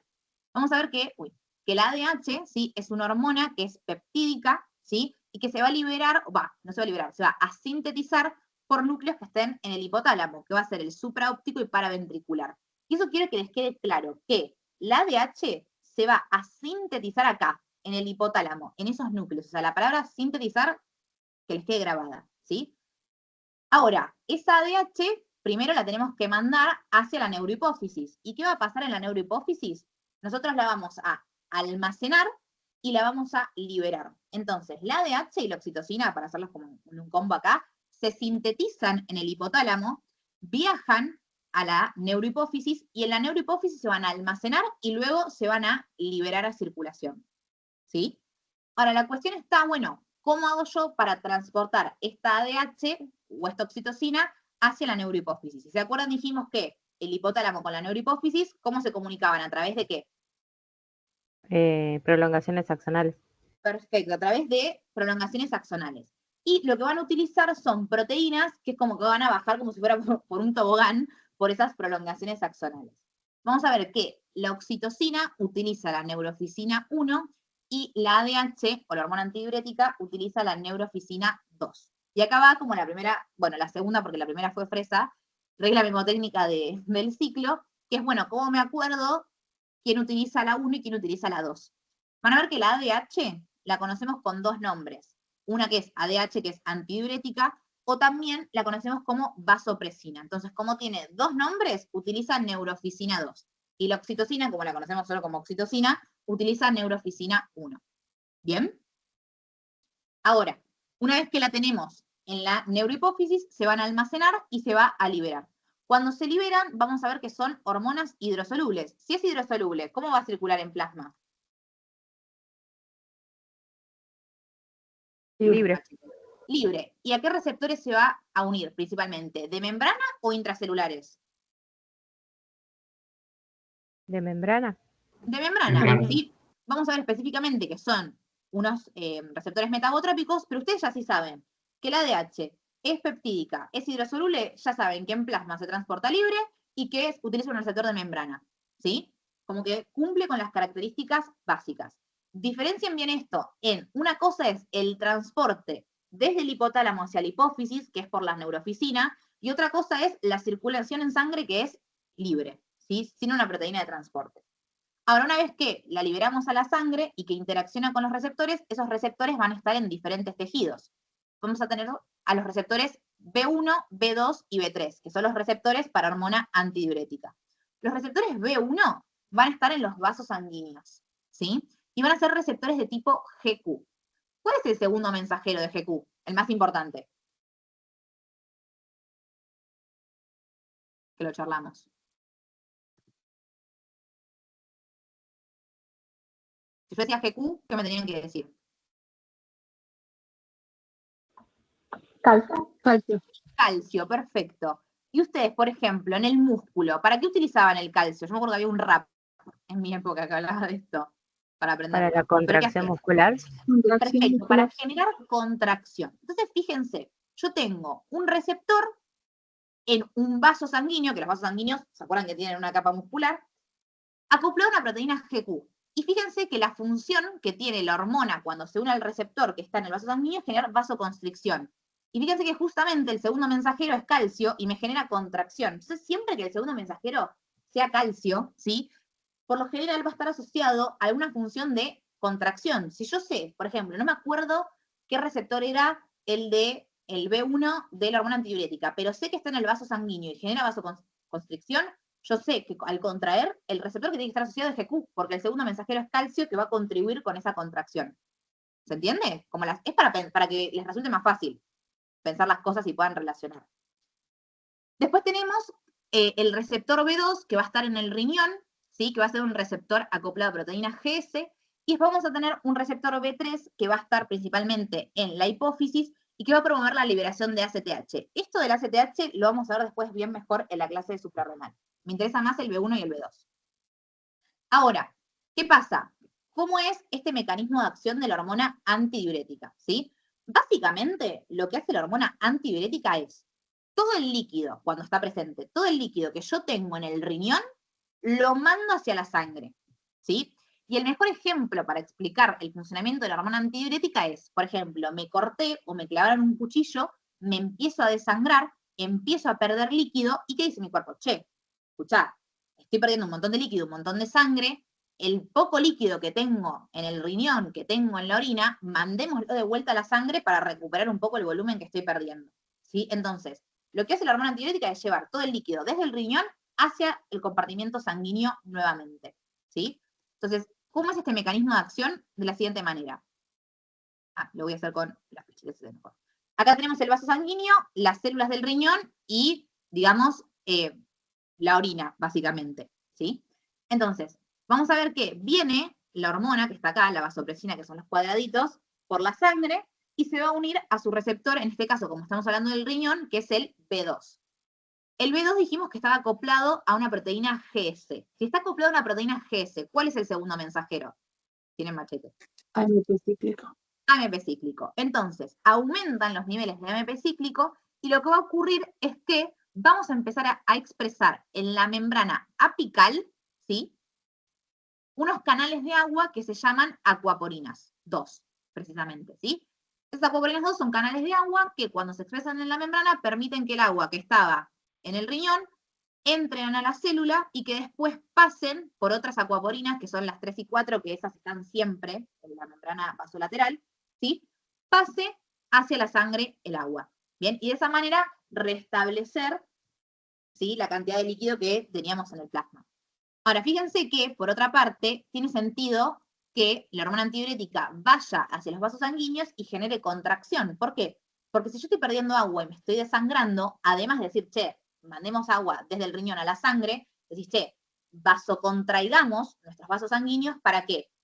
Para que esa poca cantidad de agua o poca cantidad de sangre que estoy teniendo en mi cuerpo se redireccione a tejidos que sean importantes, como es, no sé, el corazón o el cerebro, ¿sí? Y para que también vasocontraer esos vasos para dejar de perder más sangre de la que ya estoy perdiendo. ¿Se entiende como un poco el funcionamiento de la antidiurética? ¿Cómo se ha explicado? A grandes rasgos. Están muertos ya. Yo sé, pero les juro que falta poco. ¿Están bien, no? Va ¿Sigo bien. vivo? ¿Va bien? Bien. Ahora vamos a ver que tenemos diferentes estimuladores o inhibidores para liberar o en más en menos a esta hormona antidiurética, ¿sí? Vamos a ver que los principales estimuladores va a ser el aumento de la osmolaridad plasmática. Para los que no cursaron renal, o si lo cursaron o no, yo defino la osmolaridad como la cantidad de solutos que yo tengo en un litro de solución o en una solución. O sea, es la cantidad, esto es un vaso sanguíneo, la cantidad de piedritas, les digo yo, que yo tengo en la sangre, ¿sí? Entonces, ¿qué pasa? A mí me importa mantener todo el tiempo la osmolaridad, digamos, en valores estables. ¿Por qué? Porque si a mí de la nada, en la sangre, me empiezan a aumentar mucho las piedritas, me empiezan a aumentar mucho los osmoles, ¿yo qué voy a mandar hacia la sangre? Agua, ¿sí? Para tratar de contrarrestar este aumento de las piedritas en sangre. ¿Pero de dónde voy a sacar esa agua? De las células, ¿sí? ¿Qué va a pasar? Si yo empiezo a aumentar la osmolaridad mucho en el plasma, esa agua la voy a mandar desde las células hacia el plasma y la célula se va a achicharrar toda, ¿sí? Caso contrario va a pasar si yo de la nada en el vaso sanguíneo tengo mucha agua y pocos solutos. ¿Qué va a pasar? Esa agua va a pasar desde el vaso sanguíneo hacia la célula y la célula de la nada se va a agrandar, ¿sí? Entonces, en cualquier situación, a mí me interesa mantener siempre estables los valores de la osmolaridad para que no ocurra esto, ¿sí? Que tratemos de sacar el agua de otro lado que no sean nuestras células, que sea tipo del riñón, ¿bien? Entonces, es importante siempre mantener la osmolaridad, porque si yo me excedo mucho o tengo poca osmolaridad, el agua se la voy a sacar o se la voy a agregar a las células y las células, tanto estén edematizadas, o sea, agrandadas, con mucha agua, o todas achicharradas, no van a funcionar bien, ¿sí? Entonces, cuando yo tengo aumento de la osmolaridad, o sea, que aumenté un poquito, ¿sí?, esos osmoles en sangre, las piedritas, digo, che, activemos la hormona antidiurética para mandar un poco de agua desde el riñón hacia la sangre y contrarrestar esta osmolaridad, ¿bien? ¿Qué pasa? Vamos a ver que el aumento de la osmolaridad es el más sensible. ¿Por qué? Porque con que aumenten un 1 o 2%, o sea, que yo tenga un poquitito más de piedritas de las que debería tener, ya voy a estimular a la hormona antidiurética para que se libere y para que me contrarreste esta situación, ¿sí? Por otra parte, otro de los estímulos más importantes, que es el que yo les expliqué, es la disminución de la volemia, ¿sí? O sea, del componente sanguíneo. Y ese estímulo es el más potente de todos. ¿Qué quiere decir esto? Que yo capaz necesito perder una cantidad importante de sangre para que se active la hormona antidiurética, pero cuando la activé, cuando yo perdí, no sé, un 10 a 15% de mi volumen sanguíneo, tengo un montón de liberación de esa hormona antidiurética. Esos dos estímulos son los que más quiero que se aprendan. Después van a ver que se relaciona con todo lo que son situaciones de estrés. Obviamente, si me estoy desangrando, ¿sí?, todo lo que es el dolor y el estrés, ¿sí?, o la hipoglucemia, que también es una situación de estrés para mi cuerpo, van a ser estímulos para la liberación de ADH. Asimismo, la angiotensina 2, que ahora la vamos a ver en el sistema de renina-angiotensina-aldosterona. Y como inhibidores, ¿sí?, obviamente primero lo contrario, el aumento de la volemia o la disminución de la osmolaridad van a ser inhibiciones para la liberación de hormona antidiurética. Y después, ustedes sí van al boliche y toman alcohol, ¿no tienen ganas de ir todo el tiempo al baño? O si toman mucha agua, por ejemplo, o mucho líquido, mucha coca, ¿no les da ganas de ir a hacer pis? Dígame que sí, por favor. Sí, Bien. ¿Esto por qué es? Porque tanto el alcohol como los líquidos, ¿sí?, ahí les puse frío, pero bueno, quería poner líquidos, y ingesta de líquidos está abajo, o la ingesta de líquidos, lo que hacen es inhibir a la hormona antidiurética. Si yo no tengo hormona antidiurética, el líquido va a tender a quedarse en el riñón y a eliminarse por orina. No lo voy a volver a mandar a la sangre. Otros inhibidores que quiero que recuerden es los glucocorticoides y el frío. A mí me pasa que yo entreno siempre cuento lo mismo, yo entreno en una plaza y cuando estamos en pleno julio corriendo por la plaza, arranco a correr y me arranco a hacer un pis tremendo, porque el frío inhibe a la hormona antidiurética. ¿Se entendieron los estímulos y las inhibiciones? Sí. Bien. Y lo último de esto es el sistema renina-angiotensina-aldosterona, que seguramente lo vieron en histo, pero que cuando nosotros tenemos una disminución de la volemia, no solamente se activa la ADH, sino que se activa otro sistema, ¿sí? Vamos a ver que frente a una disminución de la volemia, el aparato juxtaglomerular del riñón va a aumentar la producción de renina. Esa renina lo que va a hacer es agarrar el angiotensinógeno del hígado y transformarlo en angiotensina 1. Esa angiotensina 1, gracias a una enzima convertidora de angiotensina, que se encuentra principalmente en el pulmón, pero principalmente en los capilares del pulmón, pero van a ver que va a estar en otros capilares, o sea, puede estar en otros tejidos, pero principalmente va a estar en el pulmón porque hay muchos capilares ahí. Van a liberar esta enzima convertidora de angiotensina que va a transformar a la angiotensina 1 en angiotensina 2. Y esa angiotensina 2 lo que va a hacer, por un lado, es ir hacia el túbulo renal, ¿sí? Y va a aumentar la reabsorción de sodio, o sea, va a mandar el sodio desde la orina hacia la sangre. Si yo ahora mando sodio hacia la sangre, ¿quién acompaña siempre ese sodio?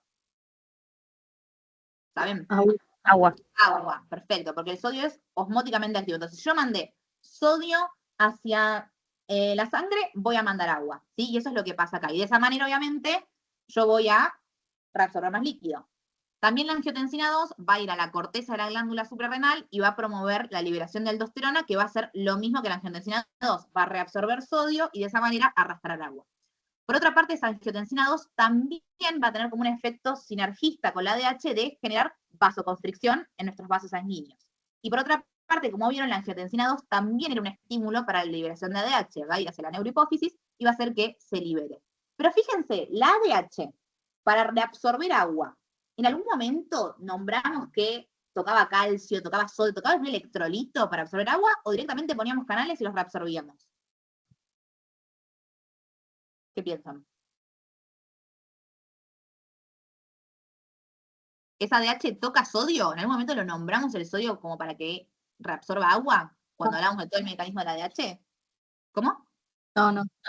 No. Entonces, eso es súper importante. No se les ocurra poner que la ADH reabsorbe agua a través de la reabsorción de sodio. Eso lo hace la angiotensina 2 o la aldosterona, como lo ven acá. Pero la ADH toca solamente canales de agua, ¿sí? Bien, vamos con las preguntas. Me dice, ¿cuál es la función de la neurohipófisis? ¿Qué hacía la neurohipófisis? ¿Sintetizaba? ¿Almacenaba? Almacenaba. Perfecto. Almacenaba y liberaba. Bien. Y libera. Perfecto, almacena y libera. Entonces, fíjense, la opción A me dice almacenamiento y secreción de ADH y oxitocina. ¿Qué piensan? ¿Puede ser? ¿O no? ¿Secreción qué es? Liberar. Está bien. ¿Está bien? Sí, lo Perfecto. libera, está bien. La B me dice síntesis y secreción de hormona antidiurética. Secreción sí, pero la síntesis, ¿quién la hace? El La hipotálamo. El hipotálamo. hipotálamo. La C me dice almacenamiento y secreción de ACTH y oxitocina. De oxitocina sí, pero la ACTH va a estar en la adenohipófisis, no en la neuro. Y la D me dice síntesis, almacenamiento y secreción. Sabemos que el almacenamiento y secreción sí, pero la síntesis no. No. Me dice, la ADH tiene distintos tipos de receptores. ¿Dónde se encuentran y qué efecto median dichos receptores? Me dice, los receptores B3 se encuentran en la adenohipófisis. ¿Eso se acuerdan? Si era correcto o no. Yo sé que no les nombré mucho. Sí, está bien. Están ahí. ¿Y inhibían o aumentaban la liberación de ACTH? La estimulan. La estimulan. Promueve. Inhiben, chau. La B me dice, los receptores B2 se encuentran en las células epiteliales del túbulo colector de la nefrona, o sea, en el riñón, y median el aumento de la diuresis. Primero, ¿el B2 estaba en el riñón? Sí. Sí. Y si yo digo aumentar la diuresis, ¿a qué me estoy refiriendo? ¿A que estoy haciendo más pis o menos pis? Más pis. Más pis. Y cuando el ADH se unía a estos receptores, ¿promovía que hagamos más pis o que retengamos el líquido? Retengamos. Retengamos, entonces no va a aumentar la diuresis. ¿Se entiende? Me dice, los receptores B1 se encuentran en las células musculares lisas de los vasos y median la vasodilatación. ¿Qué piensan? No provocan vasoconstricción. vasoconstricción. Perfecto, están en los vasos, pero vasoconstricción.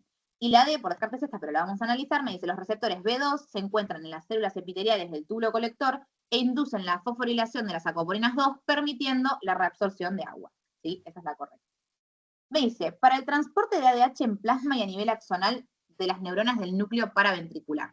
Ah, no, ¿cómo es el transporte? Ay, perdón, ya estoy quemadísima. ¿Cómo es el transporte del ADH en plasma y a nivel del axón de las neuronas del núcleo paraventricular? ¿Sí? Entonces, la ADH en plasma, ¿cómo circulaba? Libre. Libre. ¿Y en el axón, para llegar a la neurohipófisis? Con la neurofisina 2. Perfecto, Dos. la neurofisina 2. Entonces, me dice, A, circula unida neurofisina 2 tanto en plasma como a nivel axonal. No. No. En plasma, libre, a nivel axonal, neurofisina 2. B me dice, circula libre en plasma, que eso está bien, y unida a neurofisina 2 a nivel axonal. Sí. ¿Sí? La C me dice, me quedó horrible el círculo. La C me dice, circula libre tanto en plasma como a nivel axonal. Sabemos que No. libre solo en plasma. Y la D me dice, circula unida a neurofisina 2 en plasma, que esto es a nivel de del hipotálamo hacia la hipófisis. Bien. Me dice, una acción del ADH es, la A me dice, favorecer la reabsorción de calcio. Yo en algún momento nombré el calcio para el ADH como función. No. No. Miren No. la D. Me dice, favorece la inhibición de la reabsorción de sodio. Más allá que me habla de inhibición. ¿Toca sodio la ADH? No, tampoco. No, chau. Yo veo electrolitos y huyo. ¿Sí? La B me dice, vasodilatación que contribuye con su acción antidiurética o vasoconstricción sinérgica con la angiotensina 2. ¿Cuál piensan? Constricción. Vasoconstricción. ¿Sí? Acá yo les dejé una listita de, o sea, las principales funciones son las que vimos, pero van a ver que el ADH tiene otras funciones, tiene un montón. Capaz la que me interesa que recuerden es el estímulo en el centro de la sed. Porque ¿qué pasa? Si bien, buenísimo, te estás desangrando y te estoy ayudando a retener el poco líquido que tenés en la sangre, también estaría bueno como ingerir más líquido, ¿sí? Para contribuir con el problema. Entonces también el ADH va a ir al centro de la sed y lo va a estimular. ¿Tiene más funciones? Sí, se las dejo, no me parecen relevantes más que la estimulación del centro de la sed. Me dice, el ADH participa en la regulación de la osmolaridad plasmática. Indique cuál de las siguientes corresponde a una acción de esta hormona. ¿Sí? Y me dice que el ADH disminuye la reabsorción de agua a nivel de la nefrona distal. ¿Qué hacía con el agua, el ADH? Aumenta. Aumenta la reabsorción, perfecto. La B me dice, aumento la reabsorción de sodio a nivel del túbulo contorneado proximal a través de cotransporte en la glucosa. Si me dice sodio, ¿qué hacíamos con la opción? No que ver. Ni me importa, no toca sodio, ¿sí?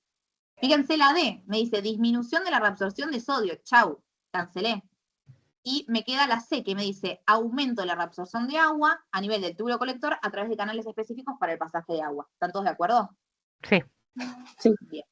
Me dice, ¿cuál es el mecanismo de acción de la hormona antidiurética sobre el túbulo colector a nivel del riñón? ¿Qué hacía? ¿Aumentaba la expresión de acuaporinas o las disminuía? Aumentado.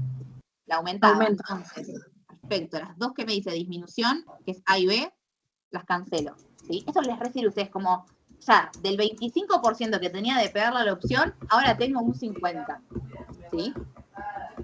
Entonces, la C me dice, produce un aumento de las acuaporinas 2 en la membrana del túbulo colector renal, lo cual, en presencia de gradiente, incrementa la reabsorción de agua hacia la médula renal. Y la D me dice, produce un aumento de las acuaporinas 2 en la membrana del túbulo colector renal, lo cual, en presencia de gradiente, disminuye la reabsorción de agua hacia la médula. ¿Qué hacíamos? ¿Incrementábamos o disminuíamos la reabsorción de agua? Incrementa. Aumentábamos. Aumentábamos. Entonces la correcta es la C. ¿Sí? Me dice, ¿cuáles son los estímulos para la liberación de ADH que destaca por su gran potencia? ¿Cuál es el estímulo más potente? Bulimia. Descenso de la bulimia. Descenso de la bulimia. ¿Y el más sensible? La osmolaridad. Aumento de la osmolaridad. Aumento de la osmolaridad, perfecto. Me dice, la ADH se libera en respuesta a O sea, ¿cuál es el estímulo, ¿no? Para la liberación de ADH. Fíjense que en todas las primeras dos opciones es igual. Disminución del volumen plasmático y aumento de la osmolaridad se repite en todo. Ahora, ¿el frío era un estímulo o una inhibición? Una Inhibidor. inhibición. Inhibición. Fíjense, hago así. O sea, ya sé que todas esas tres están mal porque el frío es un inhibidor, ¿sí? ¿Y la hipoglucemia y el dolor eran estímulos? Sí. Sí, entonces la correcta es la A. Recuerden que el etanol, ¿qué era? Que es el alcohol. Un inhibidor. Un inhibidor y el dolor es un estímulo, ¿sí? Bien, vamos con lo último que es la patología y terminamos. ¿Qué pasa? Nosotros podemos tener una patología que se llama diabetes insípida, ¿sí? La diabetes insípida es o que yo no tengo liberación de hormona antidiurética o estoy liberando hormona antidiurética, pero por ejemplo el receptor B2 en el riñón no me funciona bien. Y como vimos al principio de la clase, por más que yo tenga mucha cantidad de una hormona, si el receptor no funciona, es lo mismo que nada tener cantidad de hormona, ¿sí? Se llama diabetes insípida porque diabetes quiere decir poliuria, o sea, mucha agua en orina. Piensen que si yo no tengo ADH o no me funciona el receptor, toda el agua se va a estar yendo por el riñón y yo no la voy a retener nada, ¿sí? En plasma. ¿Bien? Entonces, ¿qué pasa? Me llega un paciente que la clínica que va a tener es que va a tener un volumen urinario excesivo, va a estar haciendo mucha orina, y esa orina va a tener una densidad baja. ¿Por qué? Porque va a tener mucho más líquido que las piedritas, que los solutos que veníamos hablando, porque voy a estar perdiendo mucha agua por orina. Cuando viene un paciente así, lo que nosotros tenemos que hacer es hacerle una restricción hídrica, o sea, sacarle el agua. ¿Por qué? Porque yo tengo que diferenciar si lo que tiene el paciente es una diabetes insípida o una polidipsia primaria. La polidipsia primaria es un trastorno psiquiátrico donde los pacientes no paran de consumir agua, ¿sí? ¿Qué pasa si yo no paro de consumir agua? ¿Qué hacían los líquidos con la hormona antidiurética? Que lo hablamos antes. ¿Qué hace el líquido con la hormona antidiurética? ¿La estimula, la inhibe? Lo inhibe. La inhibe. Entonces, si yo tengo un paciente que no para de tomar agua, su hormona antidiurética va a estar inhibida y lo que va a pasar es que va a estar perdiendo todo el agua por orina. Entonces, yo lo pongo al paciente en restricción hídrica. Obviamente, ustedes cuando hacen esto, que esto se hace, tienen que internar al paciente, porque piensen que ya de base me llegó un paciente que está súper deshidratado y que no para de orinar y perder agua por orina. Entonces, y yo además le voy a sacar el aporte de líquido. Entonces, obviamente lo tengo que internar, ¿sí? Para controlarlo. Le saco el agua y me fijo, a ver si en unas horas la orina concentra o no concentra. Si la orina concentra, yo ya infiero que el paciente tiene una polidipsia primaria. Obviamente va a tener toda una clínica psiquiátrica, que me voy a dar cuenta, pero si la orina concentra es que yo, al sacarle el líquido, le saqué la inhibición a la ADH y la ADH se volvió a producir. Y logré concentrar la orina, ¿sí? Logré reabsorber agua del riñón hacia la sangre y esa orina quedó menos líquida, ¿sí? Ahora, si yo a pesar de sacarle los líquidos, el paciente no concentra, ahí hacemos como el diagnóstico de diabetes insípida. ¿Qué pasa? Nosotros tenemos que ver ahora si es que el paciente no está produciendo ADH por parte ya sea del hipotálamo o que no se está pudiendo liberar o almacenar en la hipófisis, o si tiene ADH, pero el problema está a nivel del receptor. Entonces, ¿qué le damos? Le damos un agonista, uy, se volvió loca mi computadora. Le damos un agonista de ADH, o sea, como una sustancia similar a la ADH. ¿Bien? ¿Qué pasa? Si nosotros le damos ADH y el paciente logra concentrar la orina, yo voy a decir que el paciente tiene una diabetes insípida central. ¿Qué es central? Que el problema está o en el hipotálamo o en la hipófisis. No está pudiendo liberar esa ADH. Y cuando yo se la doy exógenamente, el paciente recupera, puede concentrar esa orina. Ahora, si a pesar de que yo le di ADH, el paciente no concentra, ahí hacemos diagnóstico de diabetes insípida nefrogénica, o también se puede llamar en vez de nefrogénica, periférica. ¿Que cuál era esta? La que yo puedo tener cantidades abismales de ADH, pero que el receptor no funciona, entonces es lo mismo que de nada darle ADH al paciente. ¿Se entendió esto? Sí. ¿Sí? Sí. Bien. Último esfuerzo, les juro. Me dice que tengo, pensé que tenía un paciente, no. De acuerdo a las acciones de la hormona antidiurética, ¿qué características espera encontrar en la orina? Acá, siempre en estos casos, yo quiero que se remarquen si me pregunta, ¿orina o plasma? En este caso me dice orina, ¿sí? De un paciente con diabetes insípida central. Entonces, si el paciente tiene diabetes insípida central, ¿qué es lo que le está pasando? ¿Qué es lo que no tiene? Lo dice ahí, bueno. No produce ADH. No produce ADH. Y si no produce ADH, ¿el líquido a dónde va a ir? ¿A la orina o a la sangre? A la orina. En la orina. A la orina, perfecto. Entonces, si yo ahora empiezo a tener mucha más agua en la orina, ¿cómo va a ser la densidad de esa orina? ¿Más Baja. densa o menos densa? Más Menos baja, densa. perfecto. O sea, menos densa que de densidad baja. Entonces, lo que me dice alta densidad, lo cancelo. ¿Y qué va a pasar con la osmolaridad de esa orina si ahora tiene mucha agua? ¿Va a tener más piedritas o más agua? Baja osmolaridad. Perfecto, baja osmolaridad porque ahora yo paso a tener mucha más agua que piedritas. ¿Sí? O yo le digo así. ¿Se entendió esta? Sí. Me dice, un paciente de 40 años que está con aumento de volumen urinario y mucha sed, polidipsia, al interrogatorio le refiere trastornos psiquiátricos. Usted sospecha que el paciente presenta polidipsia primaria. Si le realiza a este paciente la prueba de restricción hídrica, ¿cómo espera hallar los parámetros urinarios y plasmáticos, en este caso si se confirma su sospecha de polidipsia primaria? Entonces, si yo de la nada al paciente le hago la prueba de restricción hídrica y tiene la polidipsia primaria, ¿qué tenía que pasar con la orina?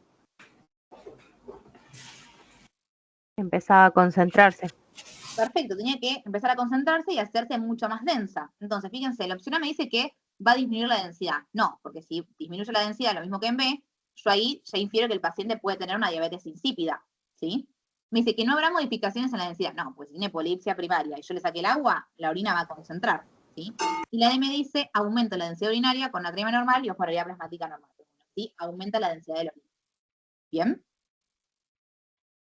Sí. Me dice, un paciente de 32 años con diagnóstico reciente de diabetes insípida nefrogénica, ¿sí?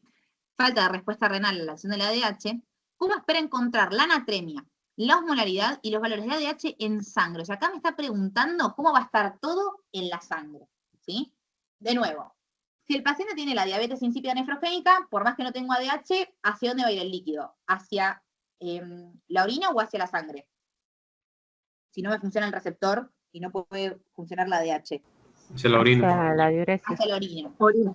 Ahora, acá me pregunta el plasma. Entonces arranquemos con osmolaridad plasmática, que es como lo más fácil de pensar. ¿Cómo piensan que va a estar la osmolaridad en el plasma si yo ahora todo el líquido se lo mandé al riñón? Aumentada. Perfecto, Aumentada. aumentada. Entonces las que me dice disminuida, la cancelo. Después fíjense que tanto en B como en C, que son las opciones que me quedan, me dice ADH aumentada. Y eso tiene sentido, porque ¿qué pasa? Yo le mando ADH al riñón y no funciona. Entonces digo, che, pero dale, le mando más y por lo lado sigo perdiendo líquido, estoy estimulando un montón al ADH, pero mando aumento, pero lo mismo que nada. Pero puede llegar a estar aumentada, ¿sí? Pero no funciona el receptor. Entonces es lo mismo que nada. Ahora, la cuestión es, ¿qué pasa con la natremia? Si la natremia va a estar aumentada o disminuida. Y eso se los cuento yo. Van a ver que el sodio es el principal, como eso lo van a ver más en R1, pero es como el principal determinante de la osmolaridad plasmática. ¿Y qué va a pasar? Piensen lo siguiente, si yo de la nada le estoy sacando agua a la sangre y se está yendo por el riñón, es como que en mi plasma va a quedar mucha más concentración de solutos que vendría a ser las piedritas, que vendría a ser el sodio. Entonces, es como que lo que va a aparentar es que yo al sacarle el agua, ese sodio no va a estar tan disuelto en el agua y va a tender a quedarse más las piedritas. Entonces yo lo que voy a ver es que ese sodio está aumentado en sangre. ¿Por qué? Porque le saqué agua al componente sanguíneo. ¿Se entendió? Sí. ¿Eso? Sí. Buenísimo. Quedan 3 preguntas y son libres. ¿Sí? Me dice, tras un accidente de tránsito ingresa a la guardia un paciente con pérdida del conocimiento, breve y otorragia, que es pérdida de sangre por el oído. No se tiene informes de la tomografía axial computada del cerebro. Durante la internación, el paciente comienza a orinar con mayor frecuencia, llegando a eliminar 8,5 litros de orina en 12 horas. La densidad de la orina es muy baja, siempre menor a 1005. Por las características de la orina, ¿qué hormona piensa usted que está alterada en este paciente y cómo espera encontrar la osmolaridad plasmática? Entonces, nos subrayamos que me pregunta qué pasa con la osmolaridad en el plasma. Primero, ¿cuál es la hormona que está fallando acá? La ADH. ¿Y va a estar baja o alta? La osmolaridad va a estar alta. La ADH, perdón, ¿eh? ¿Voy a tener o no voy a tener? No, Va a no estar vas a baja. tener. No va a Entonces, tener. fíjense, ¿No? la opción A me dice ADH alta. La B me habla de aldosterona, pero acá me dice que el paciente se golpeó la cabeza y la aldosterona la sintetiza la glándula suprarrenal, o sea, nada que ver, ¿sí? O sea, me golpeé acá y de la nada tengo la hormona alterada. Y entre C y D me dice que están bajas, y una me dice con aumento de la osmolaridad plasmática y otra me dice con disminución. ¿Cuál es la correcta? Con No sé. aumento de la osmolaridad plasmática. Perfecto, porque todo el líquido se me va por orina y aumenta la cantidad de osmoles en el plasma. Por eso vieron que es muy importante esto de ¿qué me pregunta? Porque si me pregunta en orina, es todo lo contrario a lo que está pasando en plasma. Así que siempre traten como de pensarlo. Las últimas dos preguntas son de oxitocina, que es como una hormona un poco olvidada, pero la vamos a ir nombrando en otros TPs. Como vieron, la oxitocina es como que medio que cumple los pasitos similares a la ADH de sintetizada en el hipotálamo, almacenada y liberada en la hipófisis, viajaba del hipotálamo a la hipófisis por neuroficina 1, y en plasma, al ser una hormona de tipo proteica, va a viajar libre porque es hidrosoluble. Lo que yo quiero que sepan es que la oxitocina tiene dos estímulos, ¿sí?, para su liberación, que son importantes. Uno es la succión del pezón, ¿sí?, que es uno de los más importantes de todos. Cuando el bebé succiona el pezón, se activan vías reflejas que hacen que se aumente la liberación de oxitocina, y la oxitocina lo que va a generar en la mama es la contracción de células, ¿sí?, que provocan la eyección de la leche, que contribuyen, se llaman células mioepiteliales, que contribuyen en eyectar la leche, ¿sí? Entonces, la succión del pezón es uno de esos estímulos, ¿sí?, para que se libere más oxitocina y contribuya en eyectar la leche.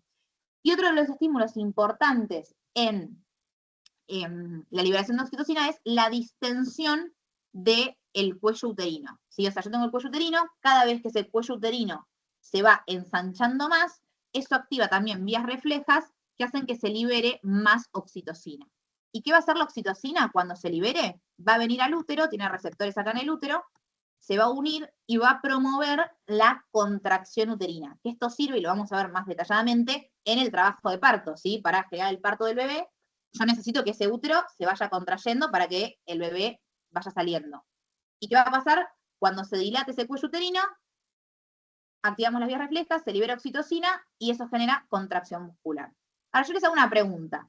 Si yo les digo que la oxitocina se une a un receptor en el útero y genera contracción, ¿qué tipo de receptor puede ser ese que está ahí en el útero? ¿De qué tipo? ¿Siguen vivos? De membrana. ¿De membrana y cuál? Sí, contracción. ¿Qué necesitamos para contraer? Calcio. ¿Quién tenía GQ. segundo mensaje? GQ. Q. ¿Sí? Entonces seguramente ese receptor sea GQ. Pero bueno, lo vamos a ver después. Entonces vamos con las preguntas. Me dice, la oxitocina es producida por... Me dice, las células corticotropas en la adenohipófisis. ¿Quién producía la oxitocina? El hipotálamo. El hipotálamo, perfecto. La B me dice, el núcleo paraventricular del hipotálamo. ¿Cómo está eso? Correcto. Correcto, porque era tanto el núcleo paraventricular como el supraóptico. La C me dice, el núcleo arcuato del hipotálamo, no, porque sabemos que es el paraventricular y el supraóptico, y la glándula pineal tampoco es, ¿sí? Y la última pregunta, y son felices, me dice, con respecto a la oxitocina, me dice, no es secretada por la neurohipófisis. ¿Qué piensan de eso? Está mal. Está mal, porque sí es secretada, ¿sí? La B me dice, disminuye los niveles de calcio en las células del miometrio. El miometrio es el músculo que tenemos en el útero. ¿A ustedes les parece que va a bajar la cantidad de calcio si lo que hace la oxitocina en el útero es contraerlo? No. No. No. Perfecto. Me dice, se inhibe su liberación al inicio del trabajo de parto. ¿Qué piensan? No. No. Cuando arranca el trabajo de parto van a ver que el bebé, cuando va saliendo, va empujando y va dilatando ese cuello uterino. Y eso es lo que hace que se activen las vías reflejas para liberar oxitocina, ¿sí? Entonces, claramente, la necesitamos en el trabajo de parto. Y la D, que está correcta, me dice, la succión del pezón es uno de sus estímulos para su secreción. Bueno, finiquitamos. Son felices. ¿Qué les pareció? Esperen que dejo de grabar. Yo sé que fue un montón, porque una clase, las próximas clases van a ser más cortitas, ¿sí? La de